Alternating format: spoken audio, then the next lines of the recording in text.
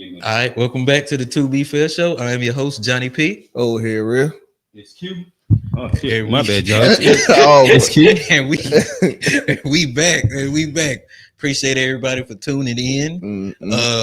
Got one in the chat already before we get started. Want to tell everybody to tap into us on all socials at the 2B Fair Show. That's Facebook, Instagram, TikTok, and Threads. Please hit the like button, subscribe, get all our notifications, and chop it up with us in the chat. You know, we ready.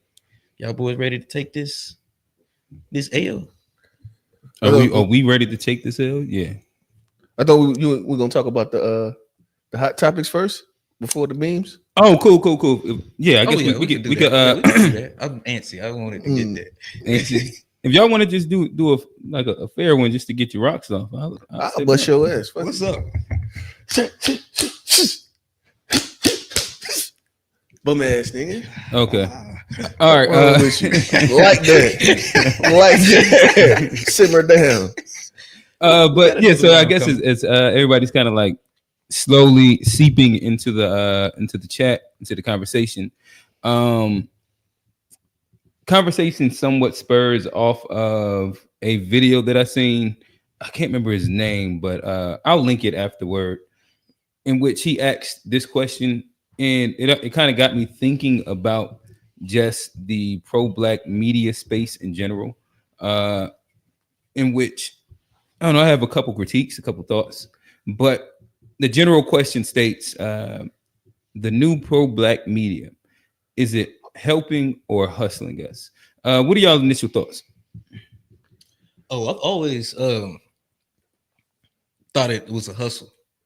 I call them hope dealers. Okay. So I mean, especially when you start getting into like selling the ebooks and stuff like that. I mean, it comes off as help. There is some good stuff in some of it, but for the most part, those people, are in business, and the business is to make money, not really, they don't get paid by how many people they help. They, getting a check. So, yeah. I go back and forth with. I think that, of course, everybody needs to earn revenue. You know what I mean? If you're doing something that's going to take time and you're putting forth an effort and having to do research and actually, you know what I mean? Nobody's working for free. So to call it hustling, like I think it is a hustle, but to like, you know what I mean? If to use the word hustling, it's like a negative connotation on it to say like they really just trying to get off. You know what I mean? That's what it's kind of, you know what I mean? That's how it comes off. But like I mean, if at the end of the day, I fuck with the work Tariq was doing with the Hidden Colors. You know what I mean? Loved it. Like I learned so much. You know what I mean? That was like, I needed that as I was trying to learn like the more about Black culture and like, you know what I mean? The roots and all of that stuff, tying it back to the continent and all that. So I needed that, you know what I mean? And I bought the episode, like the series, like I bought them. So like, I don't think it starts off most time as a hustle. I think that a lot of time people are trying to help, and a lot of times when you get really good at helping people, it becomes lucrative, right? Profitable, which it should though, and to a point. Not necessarily. I think it like so much of it ends up being what we complain about the pharmaceutical country. I think almost a lot of the whole healthcare system. Well, yeah, that's in general. By that, I think that's what a lot of like the pro-black commentators on both sides end up being, where like they are diagnosing a problem, but they're not really prescribing a real solution to it. It's just enough to keep you strung along to where they're able to keep making their money on a subscription-based version of help. No, I don't disagree with that. Like I think that Umar is started out like that. You think like Tariq like started out with the intention? All right, so let me make sure I clarify. So I don't look at this isn't like specifically a shot at Tariq. This would be, I think of this on both sides of the aisle. So a question that I threw out on Wednesday, and I'll throw it back out here. Where do you believe that both sides of this hustle is just pushing people to attempt to be their own version of a monolith? I think I said this about like the Black political space, but for example, the Tariq's they want you to think a very specific way. The Umars, very specific way. The Roland Martins, a very specific way. We can keep going like left and right of the aisle to where nobody's actually, that I can think of, promoting Black thought and nuance. And I think that in itself is its own version of an issue. Like, so now they're profiting off of division and then profiting off of selling hope and a solution. And those are the two things that I see most on both sides of the issue. Division and then hope, or like there's a victimness, a fear. My bad. Fear. It's fear and division more than I would just say hope. But that's about every news network, same thing. You know what I mean? It's like they're all anytime you see like a person or a channel that is like promoting any type of movement or anything. Well, yeah, any idea of thought is usually going to be a bias and it's going to be leaning towards a certain pattern of thoughts that will be divisive. Compared, like they all do that. Like if you Fox News versus, you know what I mean. You can look at the Candace Owens. Anybody that's out there talking, that's literally what they're doing. There's going to be a bit of division because not everybody believes what you're saying or what you're allowing us to believe that you believe. I mean, that's like a natural part of it. Just to clarify, by pro-Black media, what exactly do you mean? Like, I think that I'm using that specifically, meaning anything that is promoting. I don't like. I guess, do I need to define now pro-Black? Nah, not so much. So anything and I'm not pro-Black. Yeah, pro-Black inside whatever version of it. This right here, I'm not necessarily speaking as much as mainstream, but more so like the quote unquote ground level, the activists, the content creators. Kind of like the Earn Your Leisures and the. Yeah, a little bit. Okay. Earn Your Leisure would be like a financial version of it. Boyce Watkins would be consciously. Okay. I don't know if he's a pro-Black. He's like everywhere. Oh, okay. He's like like progressive more than anything. Where I don't know. Candace Owens isn't really like a pro-Black thought leader either. But like people that are pushing a solution for Black people through their message, typically. I think that's the best way that I could put it. You say that I would say Candace Owens actually is, at least from what I see. But. Yeah, maybe you're kind of right. I wouldn't even like debate it. Charleston, is he in there? I guess so. Like he probably like has, but yeah, it's I don't necessarily want it because he's like a character more than anything, in my opinion. Like what most people get from him is just like a character. He talks about being a character. So he's not, to me, as serious of a person. Like he kind of like exists in the space inside a satire form to enlighten some people inside some kind of way. That's what I get from him.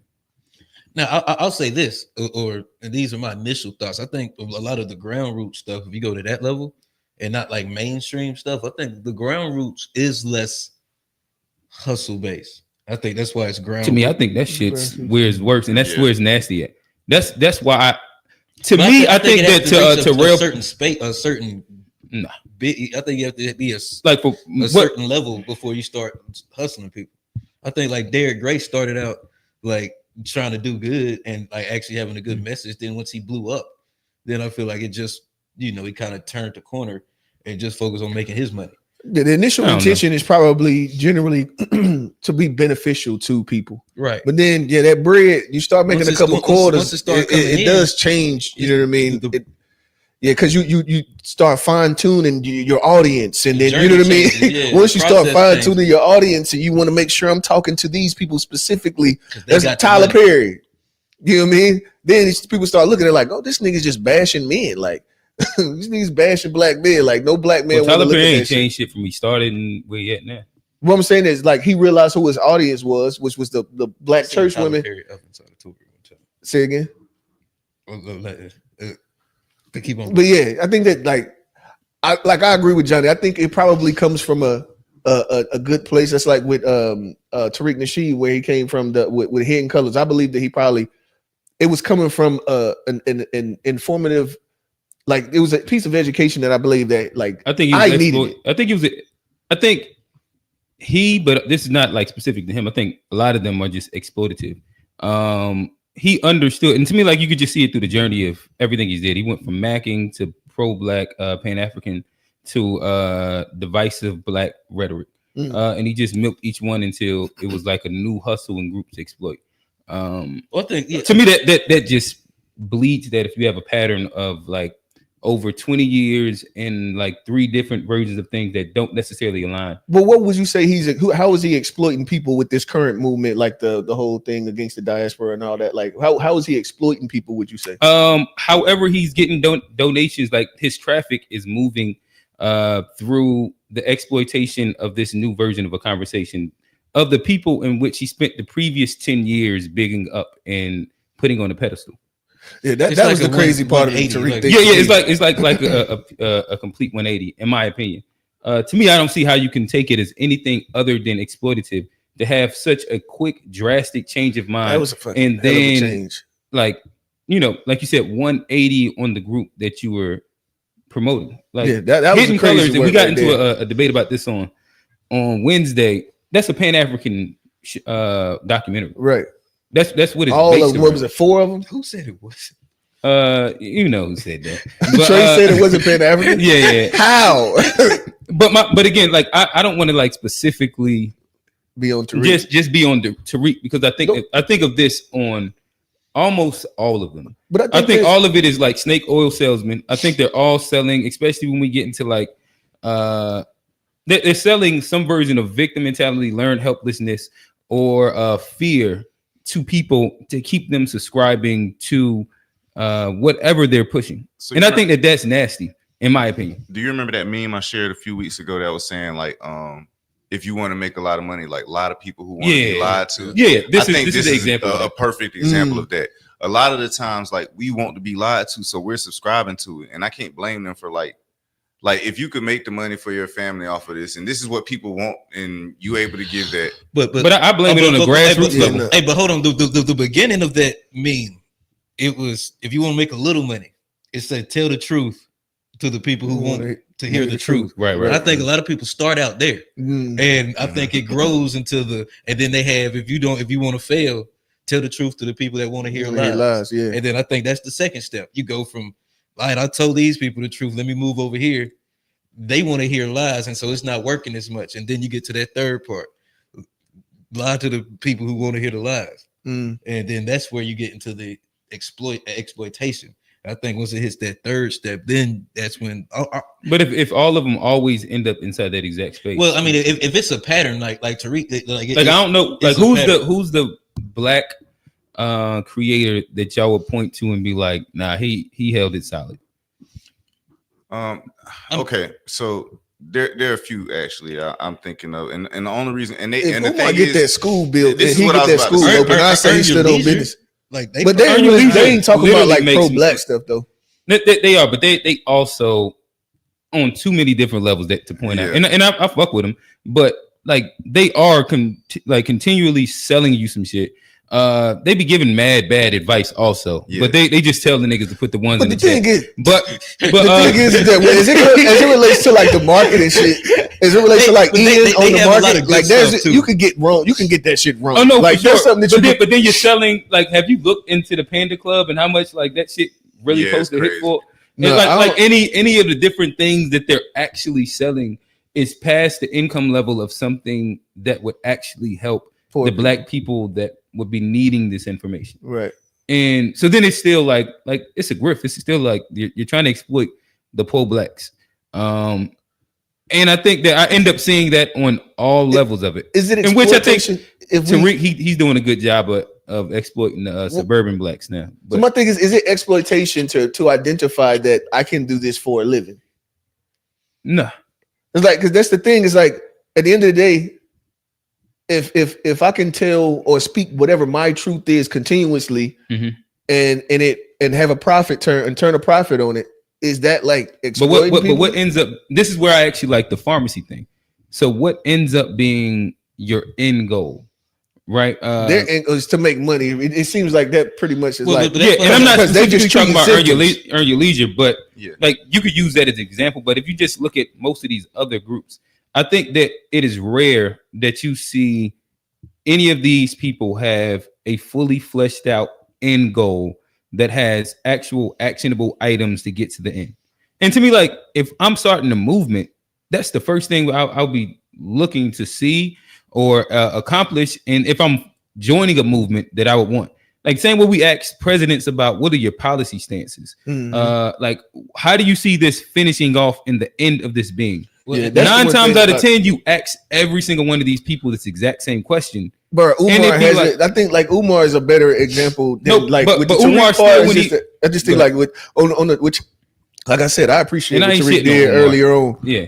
Even with the what is it, the FBA conversation, like I don't mind. I like the thought, like I presenting the thought to give me something okay to think about. Like okay, I'm FBA, like you know what I mean. I appreciate that, but like I'm not buying in. I'm not finna shoot no bread to your movement because I don't really see your where you're. What are you trying to get? Like what benefit? What is the end game? Like you said, like unless you talk about just reparations. Yeah, once you get the information, there's nothing else after it. And to me, like even like the 2014 woke shit, that's where I jumped off of it. It's like, all right, I got this information. What we doing? But I ain't going off the fucking grid. But none of y'all niggas went off the grid either. So it's like, all right, what the fuck are we? Where your rainwater at, bro? But that's on people for being dumb. I wonder where's your rainwater? They got water generators now. They ain't got no generator. But that's on people for being stupid because a lot of that stuff, like even with like, I was in Wealth Squad and like even with like Earn Your Leisure, there was a lot of these self-help groups. Like you say, once you get the information, then you have to then do the work or do something with it. But if you just stay and wait for them to do it for you.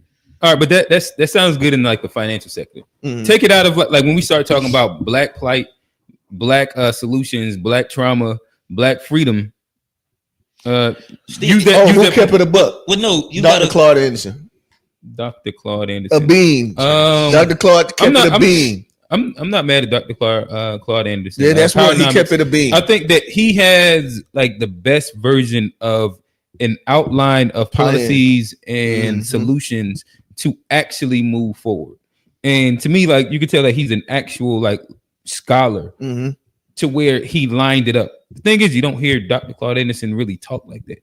Like they had him on the Breakfast Club. And that was the big thing. Other than that, like I mean, that's also people. But how is he see, the thing is, this is the problem, though. No, but that's not about viewership. It's about viewership. It's a business. Everything is a business. So the reason why you don't hear Dr. Claude Anderson, like you know what I mean, and on the loudspeaker like that is because we don't consume the information. You know what I mean? It's almost like anybody that's actually going to do something and stand on the business that we talk about. We don't support the shit, and so like we don't even go to listen to them talk.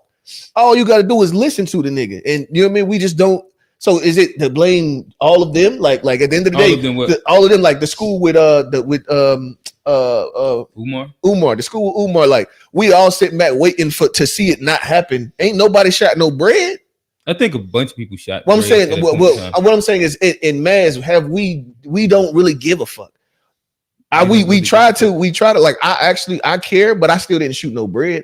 Yeah, I'm waiting on the school. Like I want to see this shit come into fruition, but in reality, like I didn't shoot no bread. So like, but somebody is right. Somebody is a whole fucking thing of putting black people in a better place. Somebody's really what everybody be saying. Somebody gonna do it. Somebody gave him some money, and I'm calling myself out too. But go ahead. No, but I don't think that reserving the right to see if it's a grift is an issue, especially if there has been accusations of that being a thing.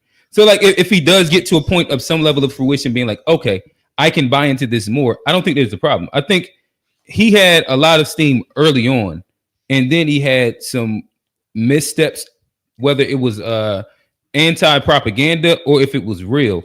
People begin to question because of a lot of donations that came. At one point there was a counter on it, and with that he hadn't got anything tangible done yet. And so once the building is up, I think that you'll see so much more support going to him. But there's a part where if you get over a certain 100,000, close to $1 million worth of funding, people eventually are going to want to see some result before continue doing it. No, I think that's where it is with him. Like we've known about him in the school since 2014, 16. And right now everybody just, I don't think it's an issue with everybody kind of pausing at the moment. Because he had support for a while. Well, I mean, he said he got to school, and all that money came from funding. And yeah. But what I'm saying is that, like, at the end of the day, at mass, I think we can identify that problem. The problem you're saying is like, are the pro-black, let's quote unquote leaders, or like the people that's in front of our faces, the entertaining us, are they actually, doing anything, or like, what I mean? But I think that, like, at the end of the day, I don't think that we actually want the change that we talk about. It sounds good. I don't think niggas really want to, get behind something that's really like beneficial. Like, I don't think so. Like you said, Dr. Clark Anderson, there's no reason why this man shouldn't be speaking all over the place. And in these platforms, these big platforms, like there's no reason why he shouldn't be on like Vlad TV. As much as black men sitting. Right. But I guess there's the other side of what you're saying. I'm glad you kind of went back to that, where I think he's a professor. I think that education is like his job. That's what he does. There's also space, like, I don't know if he cares to go on Vlad TV. That was just an example. Right. And I also don't know if he cares to like debate, but I also don't think that there's a lack of, I'll put it like this. Most people that have a baseline of certain information know who Dr. Claude Anderson is, have heard of Powernomics. I think everybody in here has heard of him, right? Or no? When I bring it up to like other panels, most people kind of understand him. I don't think that is he not a professor? Oh no, that's what I was just trying to see his views on that interview. On what, the Breakfast Club? Yeah. He got 5.6 million. 5.6 million. That was 4 years ago. Yeah, I don't think that's bad at all. Yeah, but for informational but if we conversation. Let's how many views that goddamn we get off that Cat Williams. But why would we compare those two things though?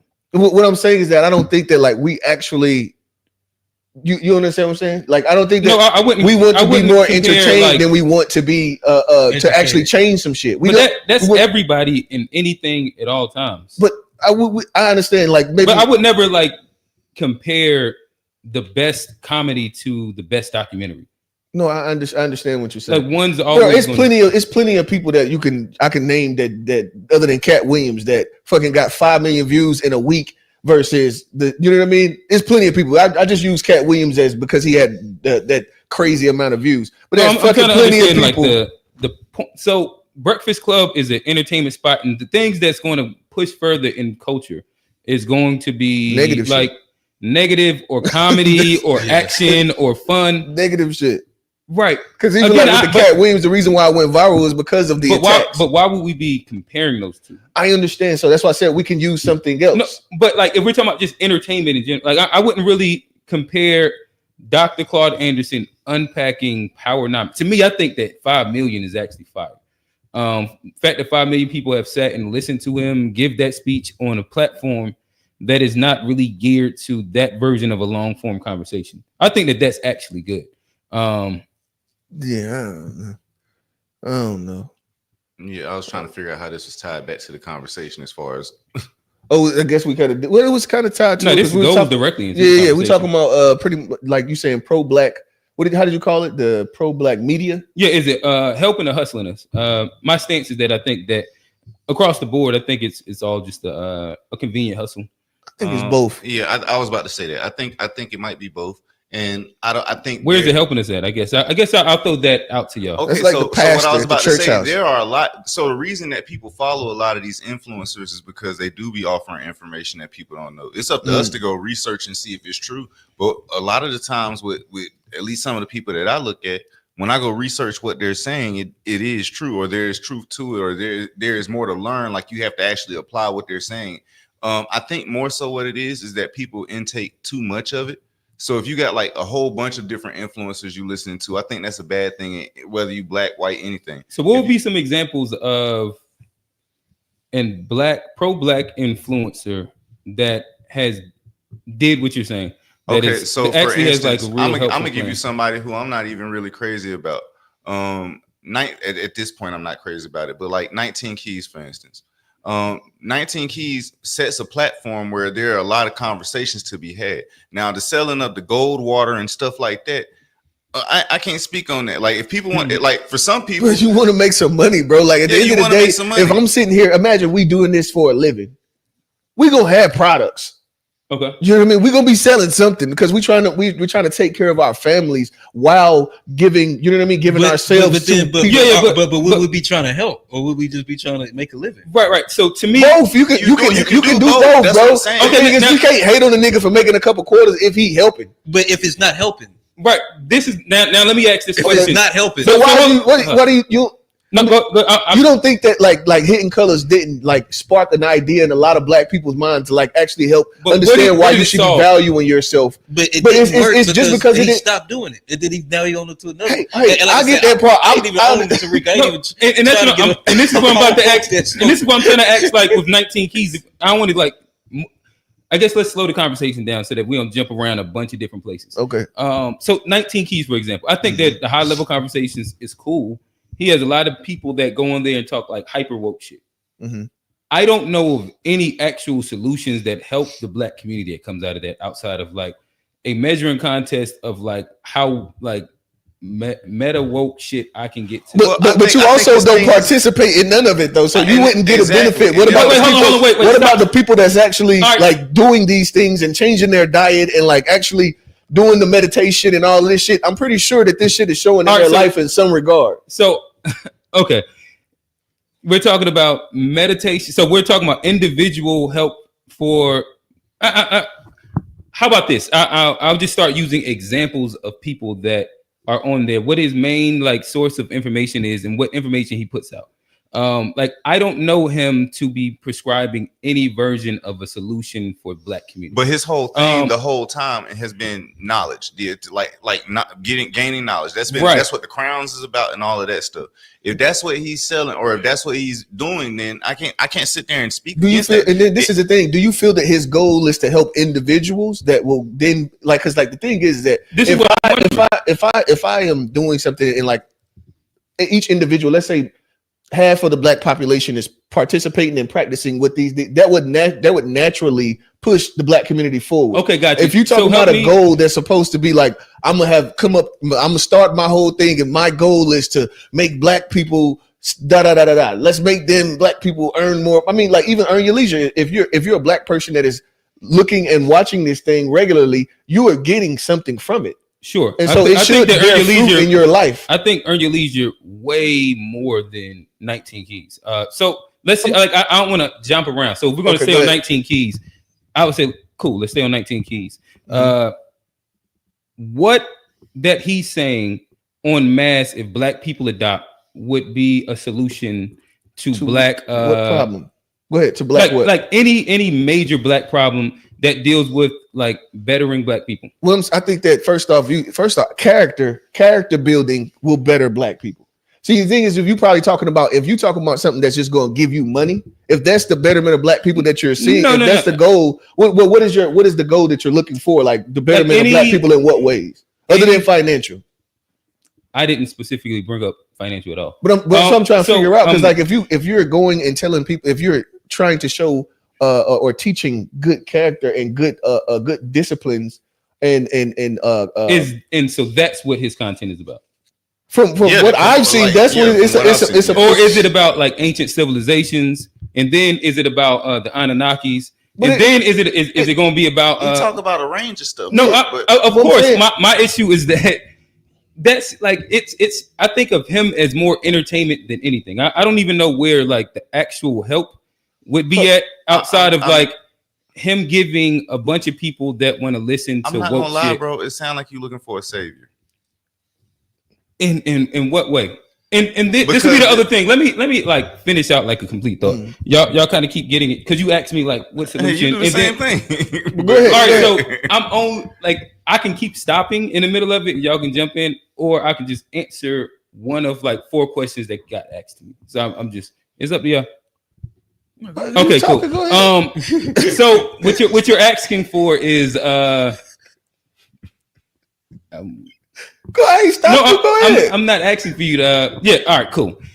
So nonetheless, you're asking if I'm looking for like a financial end goal. No, because I don't think that anybody specifically agrees with like a version of what I see as for the betterment of black people.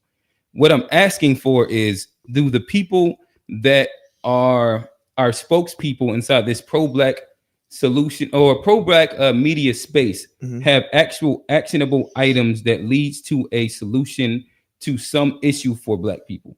And that's what I'm asking. Most of them don't have like an actual end goal that I have seen from me looking at a decent amount of their information. So again, if I go to 19 Keys, I think that whatever his solution could be, I haven't seen exactly what that is. This isn't me saying that I have yet to bring up an issue that him selling the gold water, him selling the crowns, him selling any of those things are an issue. I think that obviously you got to keep the lights on. That's cool. Right. But I do think that in selling something, you should eventually have a path in which leads to some solution for the mass that you're trying to promote to. If you don't have that, and like, for example, and again, like I like higher conversations. I think it's just like an entertainment platform, in my opinion. Like he brings in a bunch of people in which it's some good information, some misinformation, but they have like really in-depth 3 to 4 hour conversations. And I think that's fun. I don't think that nobody really leaves out of there like, this just changed my life and it's going to do like this big thing. And that's cool, because I don't even specifically think that that's like his end goal. I think he just is an entertainer and a thought leader inside that sense. But I definitely wouldn't say that, as Tone brought him up, I don't think that he has he's pushing any version of a linear solution that helps anything outside of just clouding thought of whatever is whatever. Yeah. Yeah, I think that, like, to me, that type of entertainment in itself is beneficial. Like, I'd say that I wouldn't disagree that, like, most of these, a lot of these, huh? You said you would or wouldn't. Would it, wouldn't, what? I didn't. You said I would or I wouldn't disagree. I don't know what you said. Yeah, I wouldn't disagree that they're like, there's an entertainment too. Like that's the goal, is to entertain. If you look at all of them, they're definitely trying to build the platform, which requires you entertaining people, right? Okay. But I do also think that, like, with 19 Keys, if you were consistently listening to this and you've gotten nothing from it, I don't think you're trying to get anything. You're trying to just waste time, because there's a lot of just thinking, just thought-provoking things. But this is where we keep getting inside of like a loop. But hold on, let me finish what I was saying real quick, because it depends on, we can't create his goal for him.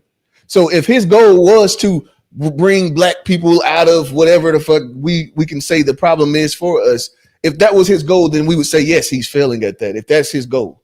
But if his goal is simply to provide entertainment for people that could make them think a little bit more about, you know, the things that they maybe eat, or like their you know what I mean, their relationship with themselves, or however you want to, whatever, you know what I mean, you can get something positive out of that. And if his intent is not to, oh, I'm going to be the one to bring black people to the next place, and you know what I mean, if that ain't his intent, then who are we to like shit on him for that, for him not doing that, if that's not what he's, you know what I mean, that's what his purpose is. But then it'd be a hustle. But I think that would make it a hustle then. Like, or does it just make it a man with a job? But exactly, but it's not. Why say hustling? It's just a job. A job's a hustle, but it's a job. It's not helping. Like if you.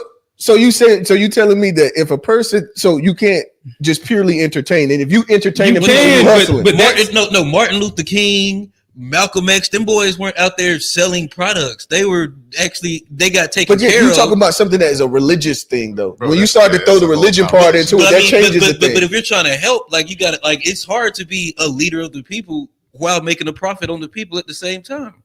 Like, while also not giving any version of a real solution. Like, and that's all I'm saying. Like, there's a reason problems are we looking for them to? And my thing, like, if his goal is just being, hey, this is purely entertainment, cool. Then it's not a hustle. And just say that, and we keep it at that. I just said that I think that he's just an entertainer. I don't think that he does or says anything that end goal is something that's going to be beneficial.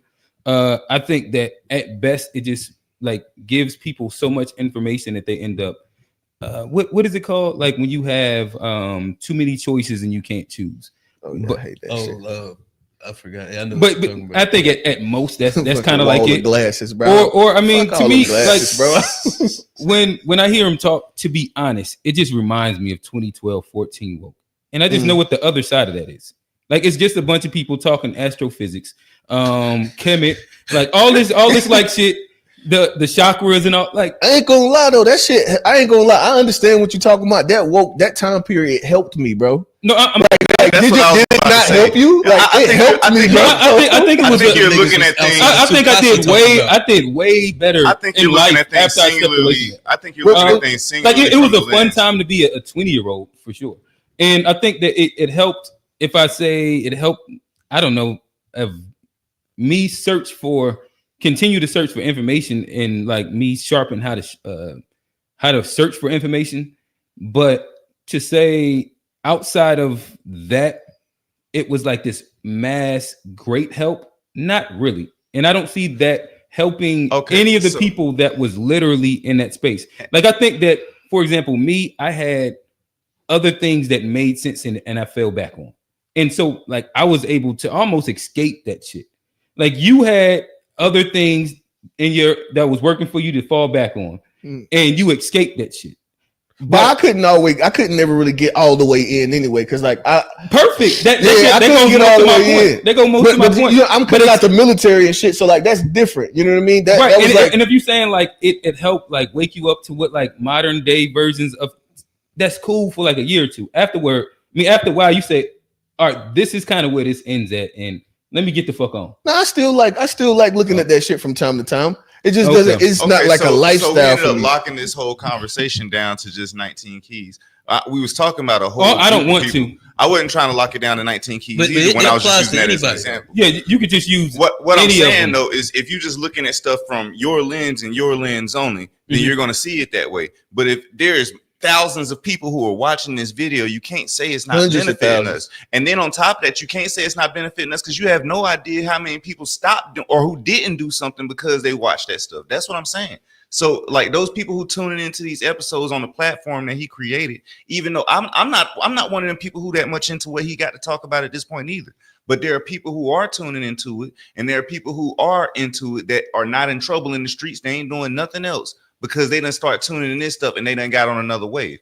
So that's what I'm saying. You can't say it's not benefiting us. Like it could be benefiting us. Yes, they gonna make their money. I don't see nothing wrong with that. That's what everybody else doing.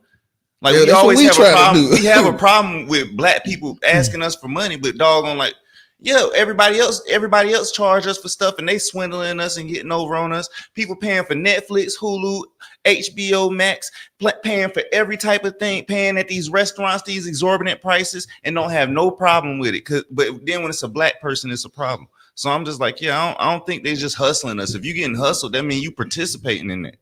You're spending your money. They can't hustle you if you ain't spending your money. Dude, okay. I mean, I agree. I ain't even gonna go there. I ain't even gonna go. Go ahead and push the conversation. What you mean? I mean, do you think the church is a help or a hustle? We know that the church is a help and a hustle. People, bro. Because there's some people in there that's actually getting something out of it, and the pastor's making his bread. It's both. Okay. So the answer is they can be both. It can be both. That's what I said from the beginning. It can be both. Yeah. I think that like if we place it at, I'm about to say, if we place it at just simply, because again, this is pro-black, and to me, to be pro-black means that like you're generally offering solutions for that can be beneficial for the progression of the black community. Do y'all look at pro-black as something different than that? No, but I mean, but that's still a label that you yourself or an individual would say that they are. You see what I'm saying? No, if they're labeling themselves like we are part of the pro-black, Tariq would say that he's bro. We just waiting on Tariq to come up with a white girl, bro. Dr. Umar would say he gonna show up with a white girl. At this point, you can't got the inconsistencies. Cool. Hey, that's all we wait. Dr. Umar would say that he's pro-black. 19 Keys would say that he's pro-black. I don't know if Earn Your Leisure would say that they're pro-black. Mm-hmm. But like those first three definitely would say that they're pro-black. I would assume probably that they would. I would assume that they probably would. That was your rebuttal. That they wouldn't say that they're pro-black. No, I didn't say that they wouldn't say. I'm just saying they haven't said it. It's not like they there's have like said it. I'm like what?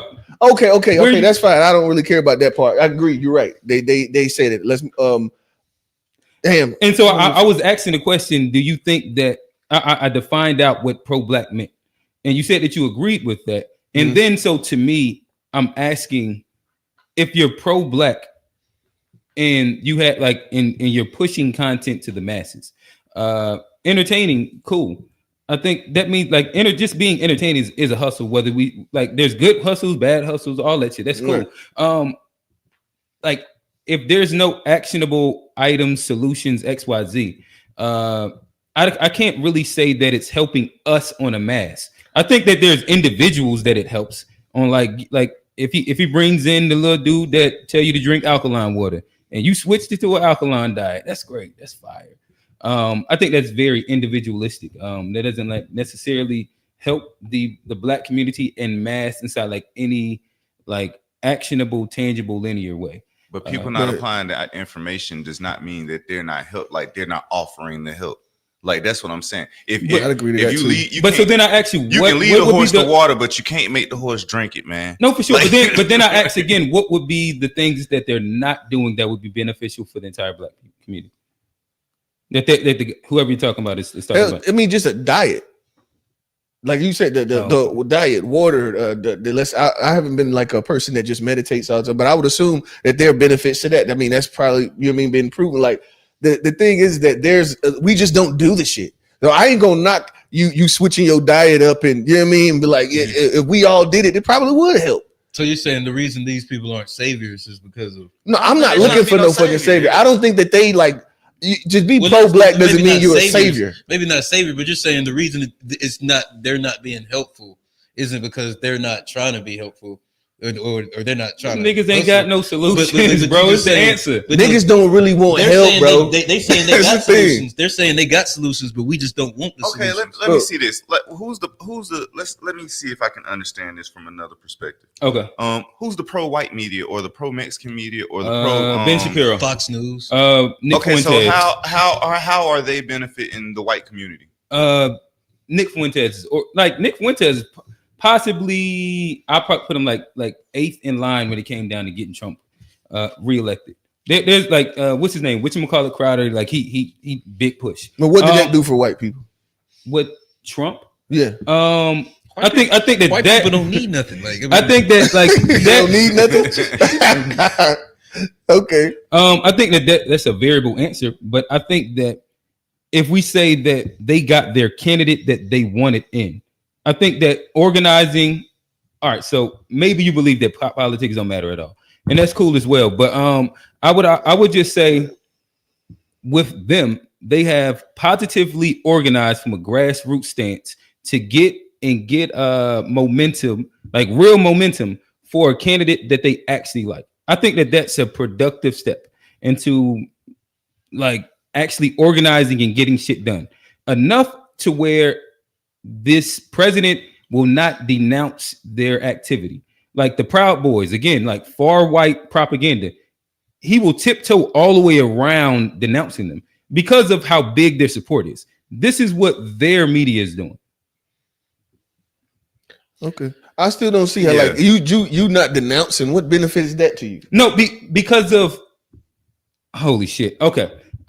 So if the support from this group is it's so big that you won't denounce it, also meaning that their dollars, their funding, and you're making sure that your talking points align with them, your policy placements align with them. I think that there's a lot of power in it. That's almost exactly what we sit around here and talk about black packs and shit for.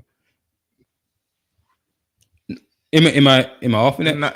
Oh no, I think it's just hilarious. It feels like you just stretched one, like you just found one, bro. Like that's disgusting. Wait, so all right, so because it's like what it comes out to me. Where was the stretch at?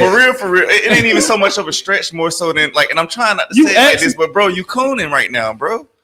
You doing what? Holy shit!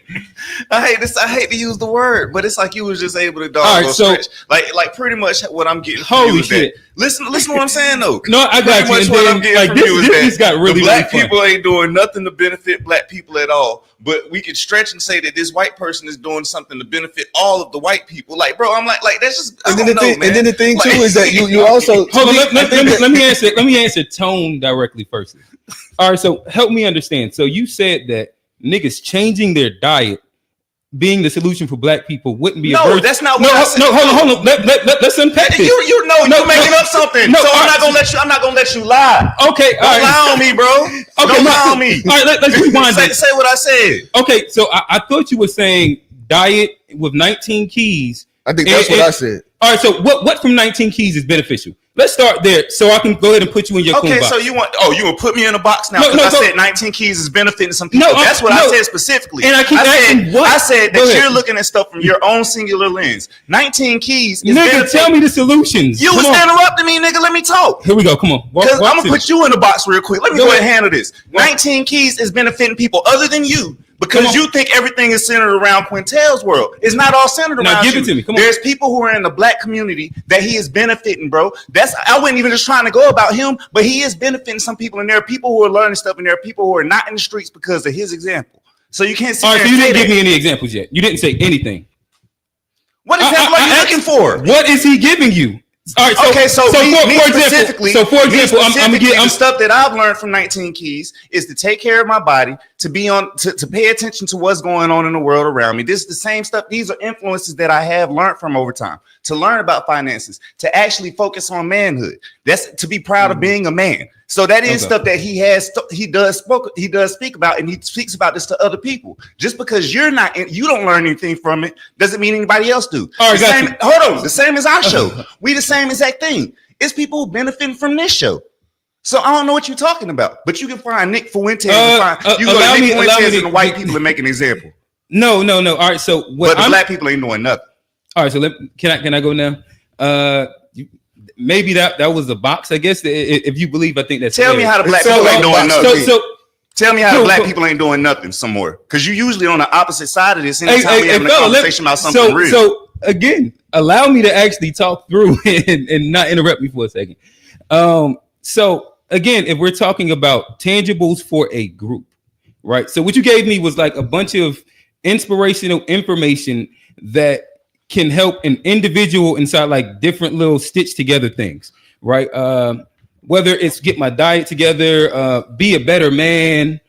Like this is the information. To not be in the streets is not a tangible thing that benefits people. Why the fuck would that be what black people are doing anyway? Well, hold on. But again, you're cutting me off. Let me finish the shit I'm saying. So again, I would love for you to let's walk through this. So again, like all the facade shit, the fake shit. Again, I'm talking about actual tangible things that can help build a community. So again, if you listen to again, let me finish what I'm saying. So just a second ago, you was getting upset because I was cutting you off. Allow me to walk it. I'm attempting to walk it. Every single time I just start walking down a line, y'all get a little triggered and don't let me get words out. So again, what I'm saying is, so we're talking about tangible items, right? So to me, organizing on a grassroots level, getting an actual president with just basic at this, organizing on a grassroots level to a point where you actually impact a presidential candidate and the policies that he presents. I think that is a tangible, positive movement for a group. I think that's real. That actually happened. There's proof that happened. And I think that would be an example of a grassroots movement actually doing tangible items and organizing inside a effective manner. So if we're talking about getting entertainment from a nigga telling us to drink alkaline water and be a man, and comparing that to actual organization that raised money, that funded a candidate and made it to where he didn't do shit. Like, I think that the level of pro-black solutions, it's so fucking low that it's dumb as hell.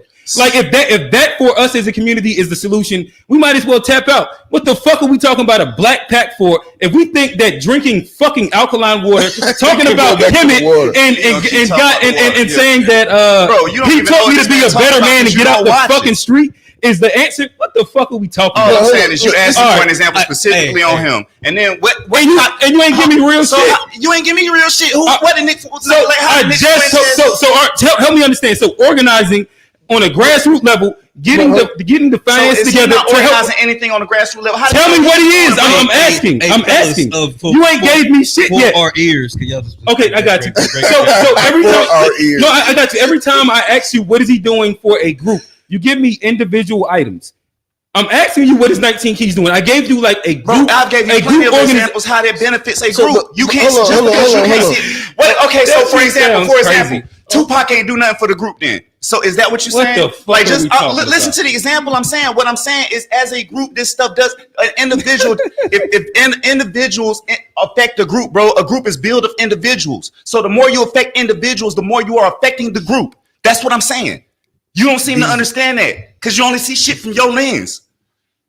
Other people see this stuff as benefiting other people, bro. So that means you don't know how many people are starting youth centers because they are helping the youth because they was inspired by something. You don't understand that.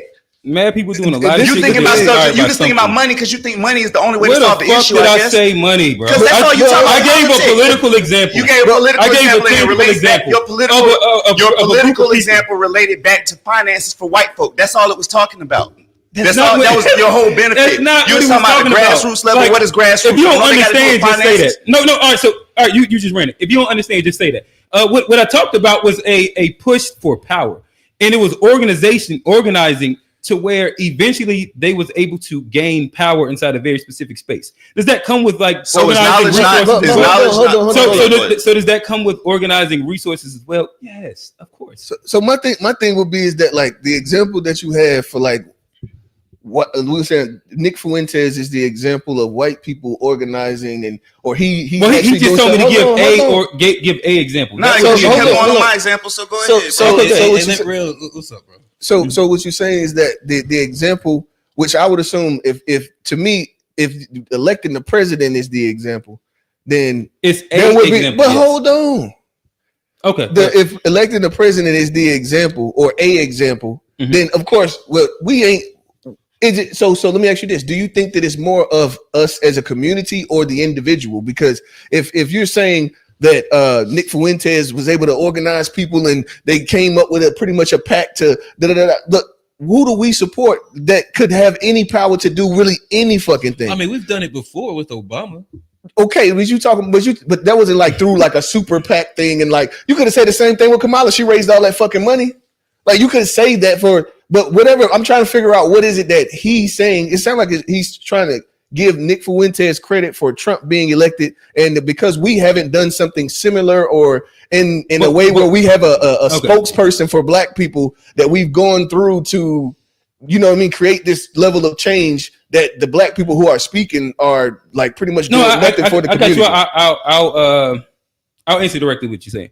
So me using the Nick Fuentes example, just first one that came off my mind, but I can probably rattle off a couple others. Give me a couple others then. Like if we're talking about grassroots organization, again, like I said, the Crowder people is a perfect. Daily Wire is another example of it. Especially what Daily Wire is doing for Israel and like that whole entire thing. Like there's a bunch of different versions. Like you saying, Daily Wire is not mainstream media. This is grassroots. It's still, even though you can't call we were talking about earlier, they that tend to call them mainstream because of how big they are. It's like but they started very they just grew. Like right. So Ben Shapiro was just like a nigga that was a thought leader, and like they grew from simply put, they grew slowly, and over time they massed the following and they've gained impact. So, but what I'm saying is that do you think that has to do with the people actually getting behind them, or is it just them as the individual just had such the greatest ideas that like they just was able to do? It sounds like the people getting behind them created all of the shit that they had. All right, so let me answer because I'm still trying to answer the first question that you asked. So the example of Nick Fuentes, again, I'm not a Nick Fuentes fan, right? But can I recognize organization and people organizing and getting something done? Yes. So using an example as big as like say Nick Fuentes and American First Movement and how that impacted Trump from 2020 to 2024. And one can go backwards and talk about the Proud Boys inside like 18-ish and up from there as well. In 2016 as well. That entire movement and group and how they organize. I'm just giving an example of what grassroots organization looks like and having a goal, and then a group of people organizing and getting something done. I'm not saying that it has to be as big as getting an elected official. What I'm asking for and asking about is what are the grassroots organizations led by any of these people that have any organized goals, solutions, and have did anything tangible? No, I got a question there, because like I think it's like just naturally how the country's set up. It's easier for a white thought leader to do that said thing. Yeah. As far as like their playing fields totally different than what black people are dealing with. I also think it comes down to like the people that are behind them, because I mean, there are certain players, like we're gonna take it basketball, football. There's certain players that are easier to coach, certain players that are harder to coach, and like we were saying, if we're not organized as a team, as a collective, as a people, we're gonna be harder to lead, and so it's not like these people aren't trying to do it, but you know, well, I don't know if they are. I don't know who has a plan. That's what I keep asking. But I mean, but I've seen examples like, and I'll go back, but like we as black people got Obama elected. I think there was organization. I was even part of voter registration drives that went and helped and put that man from the primary all the way to the White House. That was, a lot of black people went out there and did that. I think that's a fair example of black organization. Even we was all there at Washington D.C. Yeah, the Mark Farrakhan, he had a bunch, and you saw what they did to Farrakhan. Maybe, so it's not like people aren't trying. But I'll tell, like, again, I throw it out evenly across the board. I remember being there and being like, damn, we got all these people here. What's our next steps? And I think it was just like some sign up thing to, what was it? To patrol your neighborhood or something like that. Where to me, I would think that if you could amass 500,000 black people, it'd be really good to have an actual like solution and goal and end goal to it. Well, but even in that, hold on, let me use his example, like, because he said what he got from the Million Man March, right? See, this is the thing. You said that the thing was like patrolling your neighborhoods. What if niggas actually did that? I think that you actually have momentum to actually do a thing. You can't have the expectation of a motherfucker to save black people if we don't actually get on board with the thing. Like, it's gonna take a lot of people to actually do the thing. It's not gonna be that this one thought leader is gonna be able to, like, that's not how it is. Like, I wouldn't ever say that. If you think about if we did have like a whole bunch of black men just start patrolling our neighborhoods, keeping our neighborhoods safe, then what does that actually in turn create? It creates an actual community. Yeah. So then once you get the community, what does that help? It's gonna help with the education, because then you can have the, you know what I mean? It's not like you can just jump to putting the president in office without like building something. We just won't get on to shit. And Farrakhan did give more than just. Yeah, he did. That shit was that was one of them. But like he talked about like the big theme of the thing was economic cooperation. And us coming together. Niggas don't want to do shit, bro. They talk about how much collective money that we have as black people that we spend every year, that if we spent it together, that we still don't spend money together like that. And so, like, bro, you can look at the Hispanic community, like in the concrete business, like they'll literally pay more. The leaders are there and they're trying to help. But I get that. This would be, again, the critique that I personally would offer. And again, I'm not discounting anything that y'all are saying, and I think yes, he gave, like, Farrakhan is an amazing speaker for sure. And again, if you've heard Save Your Day, like, it wasn't like a different speech than what he's given yearly at Save Your Day. And I think, again, like, I rock with Farrakhan and the nation, and I think the nation is probably an example. If I was to have to give like a real example of what a pro-black organization would look like, because of they have their own schooling. They're inside the words of Umar. What is it? All like they have their own institutions. They have their own schooling. They have their own realty. They have like their own gardens. They have their own religious places. Like they have their own pretty much everything. They're fairly insulated when it comes down to their own security, even like with the fruit. Mm-hmm. But if now I'm talking to the mass of people, I think that saying group economics is a term, like, I think that's great. And it's a term that we have all been endeared with and we've heard. And then again, we come back and then complain about the fact we don't do this. And then sometimes we want to spend money with people and then niggas be acting like niggas. Like we'll run down the circle of shit. Right. my thing is, I don't like the idea of like being able to intentionally amass a large group of people and not have clear and concise steps to help or to for things to get done to where people can truly buy into, right? I remember hearing, no, matter of fact, I think it was you, Rev, when we was there. It had been, I'm almost sure it was you, where what you just explained is what I explained then to you, where you said, wait, so he's saying, like, so all we doing is going to just get personal, like patrol the neighborhoods, and that's all we're going to do. And I explained, like, well, shit, that should probably lead to this and lead to that and then lead to that if we all get along. But like as a further out POV of it, to me, it would have been better to have actually given that step, but also had like, these are the incremental steps to the solution of whatever we're saying. Because if you just say, all right, we're going to start here, like, I think that's hard for everybody to buy into. I said the same thing when I went to the whatever, like the big riot was in protest uptown. And I seen a street flooded full of black and some other people as well. And there was no direction. Got all these people attention.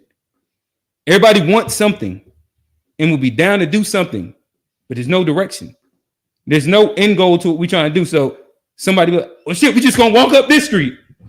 Oh shit, we're gonna walk. And it's like, all right, so we're just walking inside random places without guidance. And to me, that tends to end up being what like all these pro-black movements are. We're walking in random places with minimal guidance for people that have amassed a large amount of people.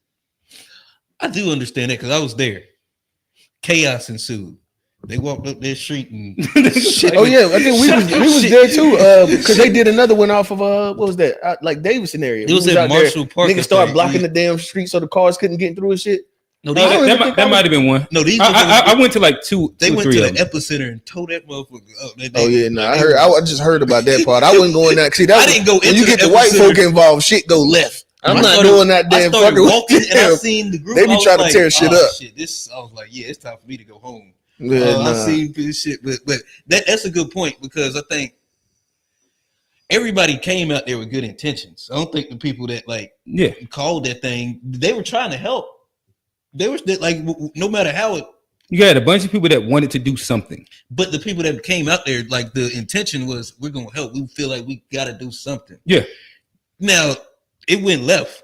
Chaos ensued. It might have hurt more than it helped, but I don't think that. But that was a lack of guidance, in my opinion. Yeah, I think that like I think okay, but you think those people, if they threw another one, you think they would be better prepared? You think like no, I don't think that we've like our solutions and thoughts inside the black community have like really evolved much since 2016. It's almost like the exact same shit.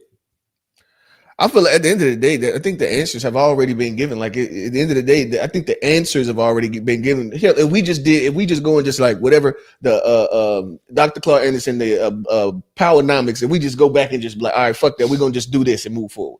We're gonna continue. We're gonna check these boxes on that. We don't need. It's not a new problem. It doesn't like require like some new solution. Like the solution's already been there. Niggas been talking solutions for years, but at the same time, we just don't commit to anything. You got them white folk. They got them white folk over there. But our leaders don't push those solutions. But who was? I don't know. Like I don't know if I don't even look at like Umar and that. To me, those aren't leaders. All right. So again, I'm saying leaders in pro-black media. Would you say that there's bigger people than Tariq and Umar right now? Like these are the loudest voices. I mean, I guess so. I guess like if you look at like the internet and engage it based on that, I would assume so. We're talking about media right now. Yeah, right. So yeah, if it's just purely on media, niggas do a lot of podcasts. So yeah, I would say yes. Yeah, I think that those people that are amassing these massive views have a huge base that they're not leading to actual real solutions. I think like, hey, if they said we're going to follow Powernomics to step 20, that'd be great. Do you think niggas actually be watching to get some kind of direction? I think niggas purely be trying to be entertained when they turn on the TV. It don't matter like who it is, like Well, not like I. And I think that's a different conversation in which I would love for at least niggas that got these big followings to attempt the thing. So I can't even like X that out. I mean, Umar is attempting the school shit. Tariq is doing the push for the reparations. And then when you ask them what after reparations, they say that's my money. Don't pocket watch. Well, I'm saying that, like, I mean, you like, asking for a nigga to give you a life guide, bro. I'm just saying, like, they are trying to push to some goals. I'm not saying that they may not be the goals that you like. No, like, okay. Yeah, it may not be the ones that you like. Like reparations, like at the end of the day, I know we know how we feel about that. Like, we don't think it's gonna happen. It would be good to happen. I wouldn't stand in his way at all. Like on this push, I'm still gonna critique the fact that you was going one way and you know what I mean, went another way. I'm gonna critique that, but I ain't gonna stand in your way on no shit. Like, you know what I mean? Just that would be beneficial. You know what I mean? That would be beneficial to a lot of black people. I think that would create a lot of millionaires. Even if they like niggas, we've gotten a lot more knowledge now about how the financial game works. We just don't have the capital to actually utilize because it take money to make money. We just don't have that. So like that would be something that could help a lot of people. I think that there'll be a lot of charges too. But at the same time, if Umar gets that school, and if he gets that school built and we actually can see, and these black boys go up there and they're being taught manhood and leadership and all of this different shit, you know what I mean? And we can see that these men will come from this school and be released back in the population. They're going to create better communities. Yeah, but they're going to be. It's just one school. Like I mean, that's where you start. And I'm going to start with one. True, and I think that like let's walk down both of the people that you're saying. And again, like I'm just the person that I try not to be like super short-sighted. So with Tariq, I got two critiques on it. So if we're just using the examples that you gave, if I asked any of the FBA people, typically, what is the plan to get reparations? Truthfully, the ADOS movement has a way better plan. That shit's strong arm, man. That's the plan, strong arm. Really, we're going to delineate from tethers. Then what? What happens after that? There's not like how we're going to petition to like whether it's state or federally to get anything. Like there's not an actual plan there. They're just saying we want this, and then when you ask, all right, so y'all don't know exactly how you're going to get it. All right, so now when you get it, is there going to be like a plan for black empowerment, group economics, anything? Nigga, don't pocket watch. And I think that's like that just sounds like okay. But you heard in quick, easy out. In which is truthfully you're still begging a white man to do, in which like you don't have a plan to get or a plan to do with afterward. But the thing is that I think that you're adding your own with like your own on top. But hold on, so what did I say? That's my own thing. See, what it is that your expectation of him. He's talking about getting something that we're owed. If we're talking about putting together a movement to get that bread that nigga say he gonna pay me, I'm recruiting my guys. We finna go and get this fucking bread. Right. If you do that, I imagine when I come to the meeting, you got a plan, right? I ain't gotta goddamn figure out what you gonna do after you get your bread. No, he owe you your bread. Let's go and get your bread, and then I ain't gotta come up with okay. So once you get your money, then you gonna put it in some bonds, and then we're gonna. I ain't got to come up with all that play, but. If the thing is, if the main thing is, if my movement is to get this check, this box right here check, why is you creating more boxes? That ain't what the fuck I signed up for. That sounds great, but my question would then be, if you're not even worried about the after, I would think that you would worry about the before then. So like if it's like the whole don't pocket watch me, which again, I think if we're talking pro-black, that's like again, we start talking about like using words like cooning and shit like that to get a major amount of cash money and then say, don't worry about what I'm gonna spend it on and have no plan for the actual black community. And then also say, I don't really care if reparations comes in the form of programs that will benefit the black community. But when they said they was gonna give us the bread, I'm not even worried about all that. Okay. When they said he was gonna do, we were supposed to get it. But then like, to me, this becomes like a pointless movement if like we're just saying they owe us, so they better give it to us, and we're gonna spend so much time on this, and we don't know what we're gonna do with it, or have an actual step-by-step plan to do anything. Like I'm not sitting here debating because we done had this conversation before. I've critiqued the whole the FBA thing because they didn't have a plan. Like I've critiqued the movement, right? But I think that I'm putting my own expectations on to like. It's not what like a productive movement would be like having a plan before to get the bread. What I'm saying is like the idea to have a plan beforehand is like put my own expectations on? No, what I'm saying is that if I'm not setting out to do a thing, you're trying to what you want to do is you want it to look and be the way that you think makes the most sense for in your mind. No, I'm just saying have a plan. Okay. Not afterward. I'm just saying before. No. Look, my thing is I'm trying to understand how is that my own expectations and not just expectations of an actual plan. Well, to me, it sounds like, in which I don't agree with it. The plan is to first they feel that in order to take a step forward, they need to delineate. That's what it sounds like. To the plan, we're gonna start there, or they're gonna start there. I'm not in tune to the movement like that, so I don't know what the plan. I don't know if you actually like listen to Tariq on the regular, or if he even talk on the regular to actually know what the plan is. I listen to all them niggas as well. Well, I mean, and then they all get hung up on. Well, we got to delineate first, and then they ask you where you from, and what your lineage is. Yeah, but what I'm saying is that hey, I'm not tapped into it. You know what I mean? I've just learned a lot from the conversations that's been had around it. I'm not my wife. But I'm trying to understand how's that my own expectation to just say have a plan. Say it again. Pan African. Yeah, I'm Pan African. my kids are black and Eritrean, bro. So I mean, hey. But so again, it sounds like we landed on the fact that he doesn't have a plan to get the thing that he's saying that they want them to do. I can't say that he doesn't. I can't say it, but I know that the delineating is the part that I keep hearing the loudest. Delineation. So they have concepts of a plan. Concepts, right. And to me, I would just imagine if we have all these black people. And again, this is where I would give credit to the ADOS movement. They actually have actionable items of how they're trying to approach legislation. Yeah, I haven't seen that from like the other group. I get what's her name, something Carnell. I think it's fucked up that they kind of took all of our leaders, bro. This niggas about scared, like niggas. You know what I mean? You don't really get like we don't have leaders for real. Niggas just watch TV. You're not like niggas is not really like going and doing a thing behind people. Well, like, niggas is just the white folk. They leaders been able. Them white folk. They leaders been able to survive the entire time. Well, no, they just tried to take Trump's block off though a couple months ago. Yeah, but he survived, didn't he? Did he survive or not? He got lucky. Well, this nigga Nick Fuentes is still alive, bro. Like they pretty much have been like taking over and like cutting down the movements. And I think like at this point, you don't even get followers anymore. Huh? I'm talking about 50 years ago.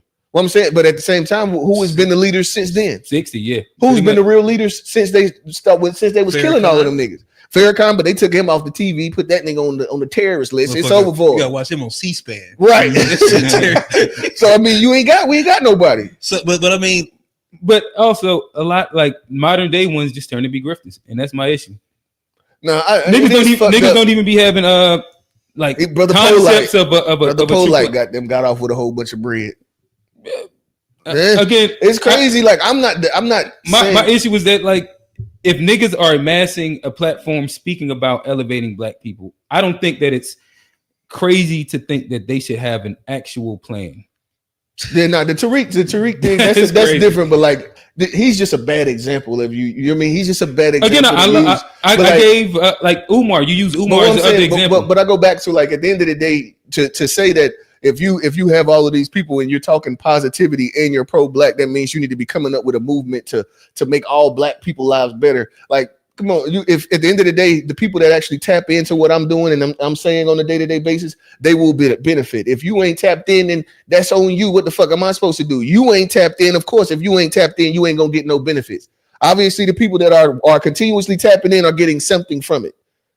So I mean, hey, you can't fucking. It's not gonna be everybody. It's because niggas don't want to tap in. I ain't gonna say it. What? Maybe people every day at their church house with rubbing 2 quarters together to put it in their offering plate. No, so I know like you ain't. It don't just because you there don't mean you getting something from it. But I would tell you, do at the end of the day, you don't think that those people are getting something? I know my mama when we poor and my mama was still putting that envelope in there every week. Hope. But at the end of the day, it wasn't niggas getting hope. What came back? How much did the church give back you? What I'm saying is that they were selling hope. And so the thing is, but let me ask you this. But does it make sense to buy hope when you're hopeless? Would you buy hope when you're hopeless? No. You would, but you don't need that. You need solutions when you're hopeless. What I'm saying is that you need to buy hope when you're hopeless. No, if you hopeless, hope not gonna give you hope. Food, water, shelter. Shit make you feel good for a meal instead of wanting like a plate. God, that's crazy. If you ain't eating and you putting the money in there, that's crazy. I don't think that people doing that for real. I mean, it's some poor people in the churches and they give a lot of money. Yeah, but they give a lot of money. And it exploits them. Yeah, I don't think they're like, at the end of the day. And they show up every week. Man, just to put it back. So you can't say just because people are there that they're not being exploited. But what I'm saying is that they are getting something from it. People ain't just going. What are you getting from it? You get entertainment, maybe. Oh, okay. Well, then maybe just exactly, because you got to think about it. And that's what I'm saying. Like, people go in that church house. You can't sit here and tell me that you can go in the church house and see these people crying with their hands up and they ain't getting nothing. They praising for something. They pray just because you don't feel like it don't mean that they don't feel like it. It's a lot of stuff. I've been in the church, and you've seen people. I've done all of that. Okay, when it was time to up my life, I didn't go back to the church. I went to the job. I went to go. Well, first off, your ass should have been at the job anyway. But the job's what changed my life, not the church. But what I'm saying is that, but also, let me ask you: Did you actually attempt to edit changing your life? Did you actually make a real attempt? I'm not saying there's no benefits, but it didn't change my life.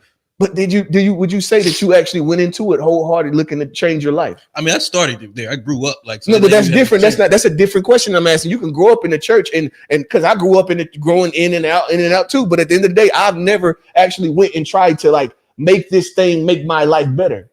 I had never done that, so I ain't gonna sit here and bash the thing because I ain't never really like submitted myself to the real shit. I ain't never done it. I guarantee you that if you do, there'll be some benefits in your life. Like even if you look at the just the overarching points of it, you're gonna be a better person. And if you believe in energy and vibration, all this shit, then it will pan out in a positive for you. Like you can say, and we can bash this shit, but like. Don't OD like you can. Hold on, but answer the question. Did you ever actually like really try to submit yourself to the shit? Yes. And what I learned was, God helps those who help themselves. And like if you don't put any effort into it, but faith without works is dead. God ain't gonna come save you. He'll open the door. You're gonna have to build the door though. Gotta sit there, will let you starve to death if you don't get off your ass. For sure. Like so, I mean, it's not like I learned something, but it learned to look into me, the God within me. And that's what it is. So did you get something from it? Sound like you got something from it. But I didn't keep on going. I also spent a lot of time broke and fucked up in the church too. Okay, but that's because you go get a fucking job. If you think that some coins finna pour out the sky, but the church will let me sit there fucking broken. But until I realize. Listen. You're talking about going to the church. Bro, I was about to say the church have you broken fucked up. But it doesn't sound like it saved them either, though. I was there. But do you go to church Do you go to church to make money? I don't think that's what he just talked about. No, I'm just saying, like, what help was you looking for from the church? I was looking for guidance. And a lot of times the church didn't feel like you got any type of guidance from the church. They didn't help you at all. So to be a nicer person, a kinder person, crazy, but bro. not to so what I would say, bro, is I'm sorry to hear that because I've been hurt by churches too. But I don't think you should just shit on everybody else's experience because that's what you experienced. There are people who are. Listen, what I'm saying. Not shitting on everybody. What I'm saying is, this is my experience, though. I can hear what I'm saying. Y'all keep talking about your own experiences, and that's great. Everybody learn from something different. That's all I've been saying. The whole time, everybody learned from something different. So you didn't learn from church, but you learned from the job. That helped you out, and that benefited you, and that was what saved your life, as you feel like. But we talk about the collective. Hey, no, but go to work. And that's why I keep saying, like, you go to just because it helps individuals. Y'all going back. Y'all talking about the individual and then the collective. You keep going in, and you keep going in and out of the conversation, depending on what we ain't. What you keep going individual. We're talking about collective. Was he not just talking about individual right then?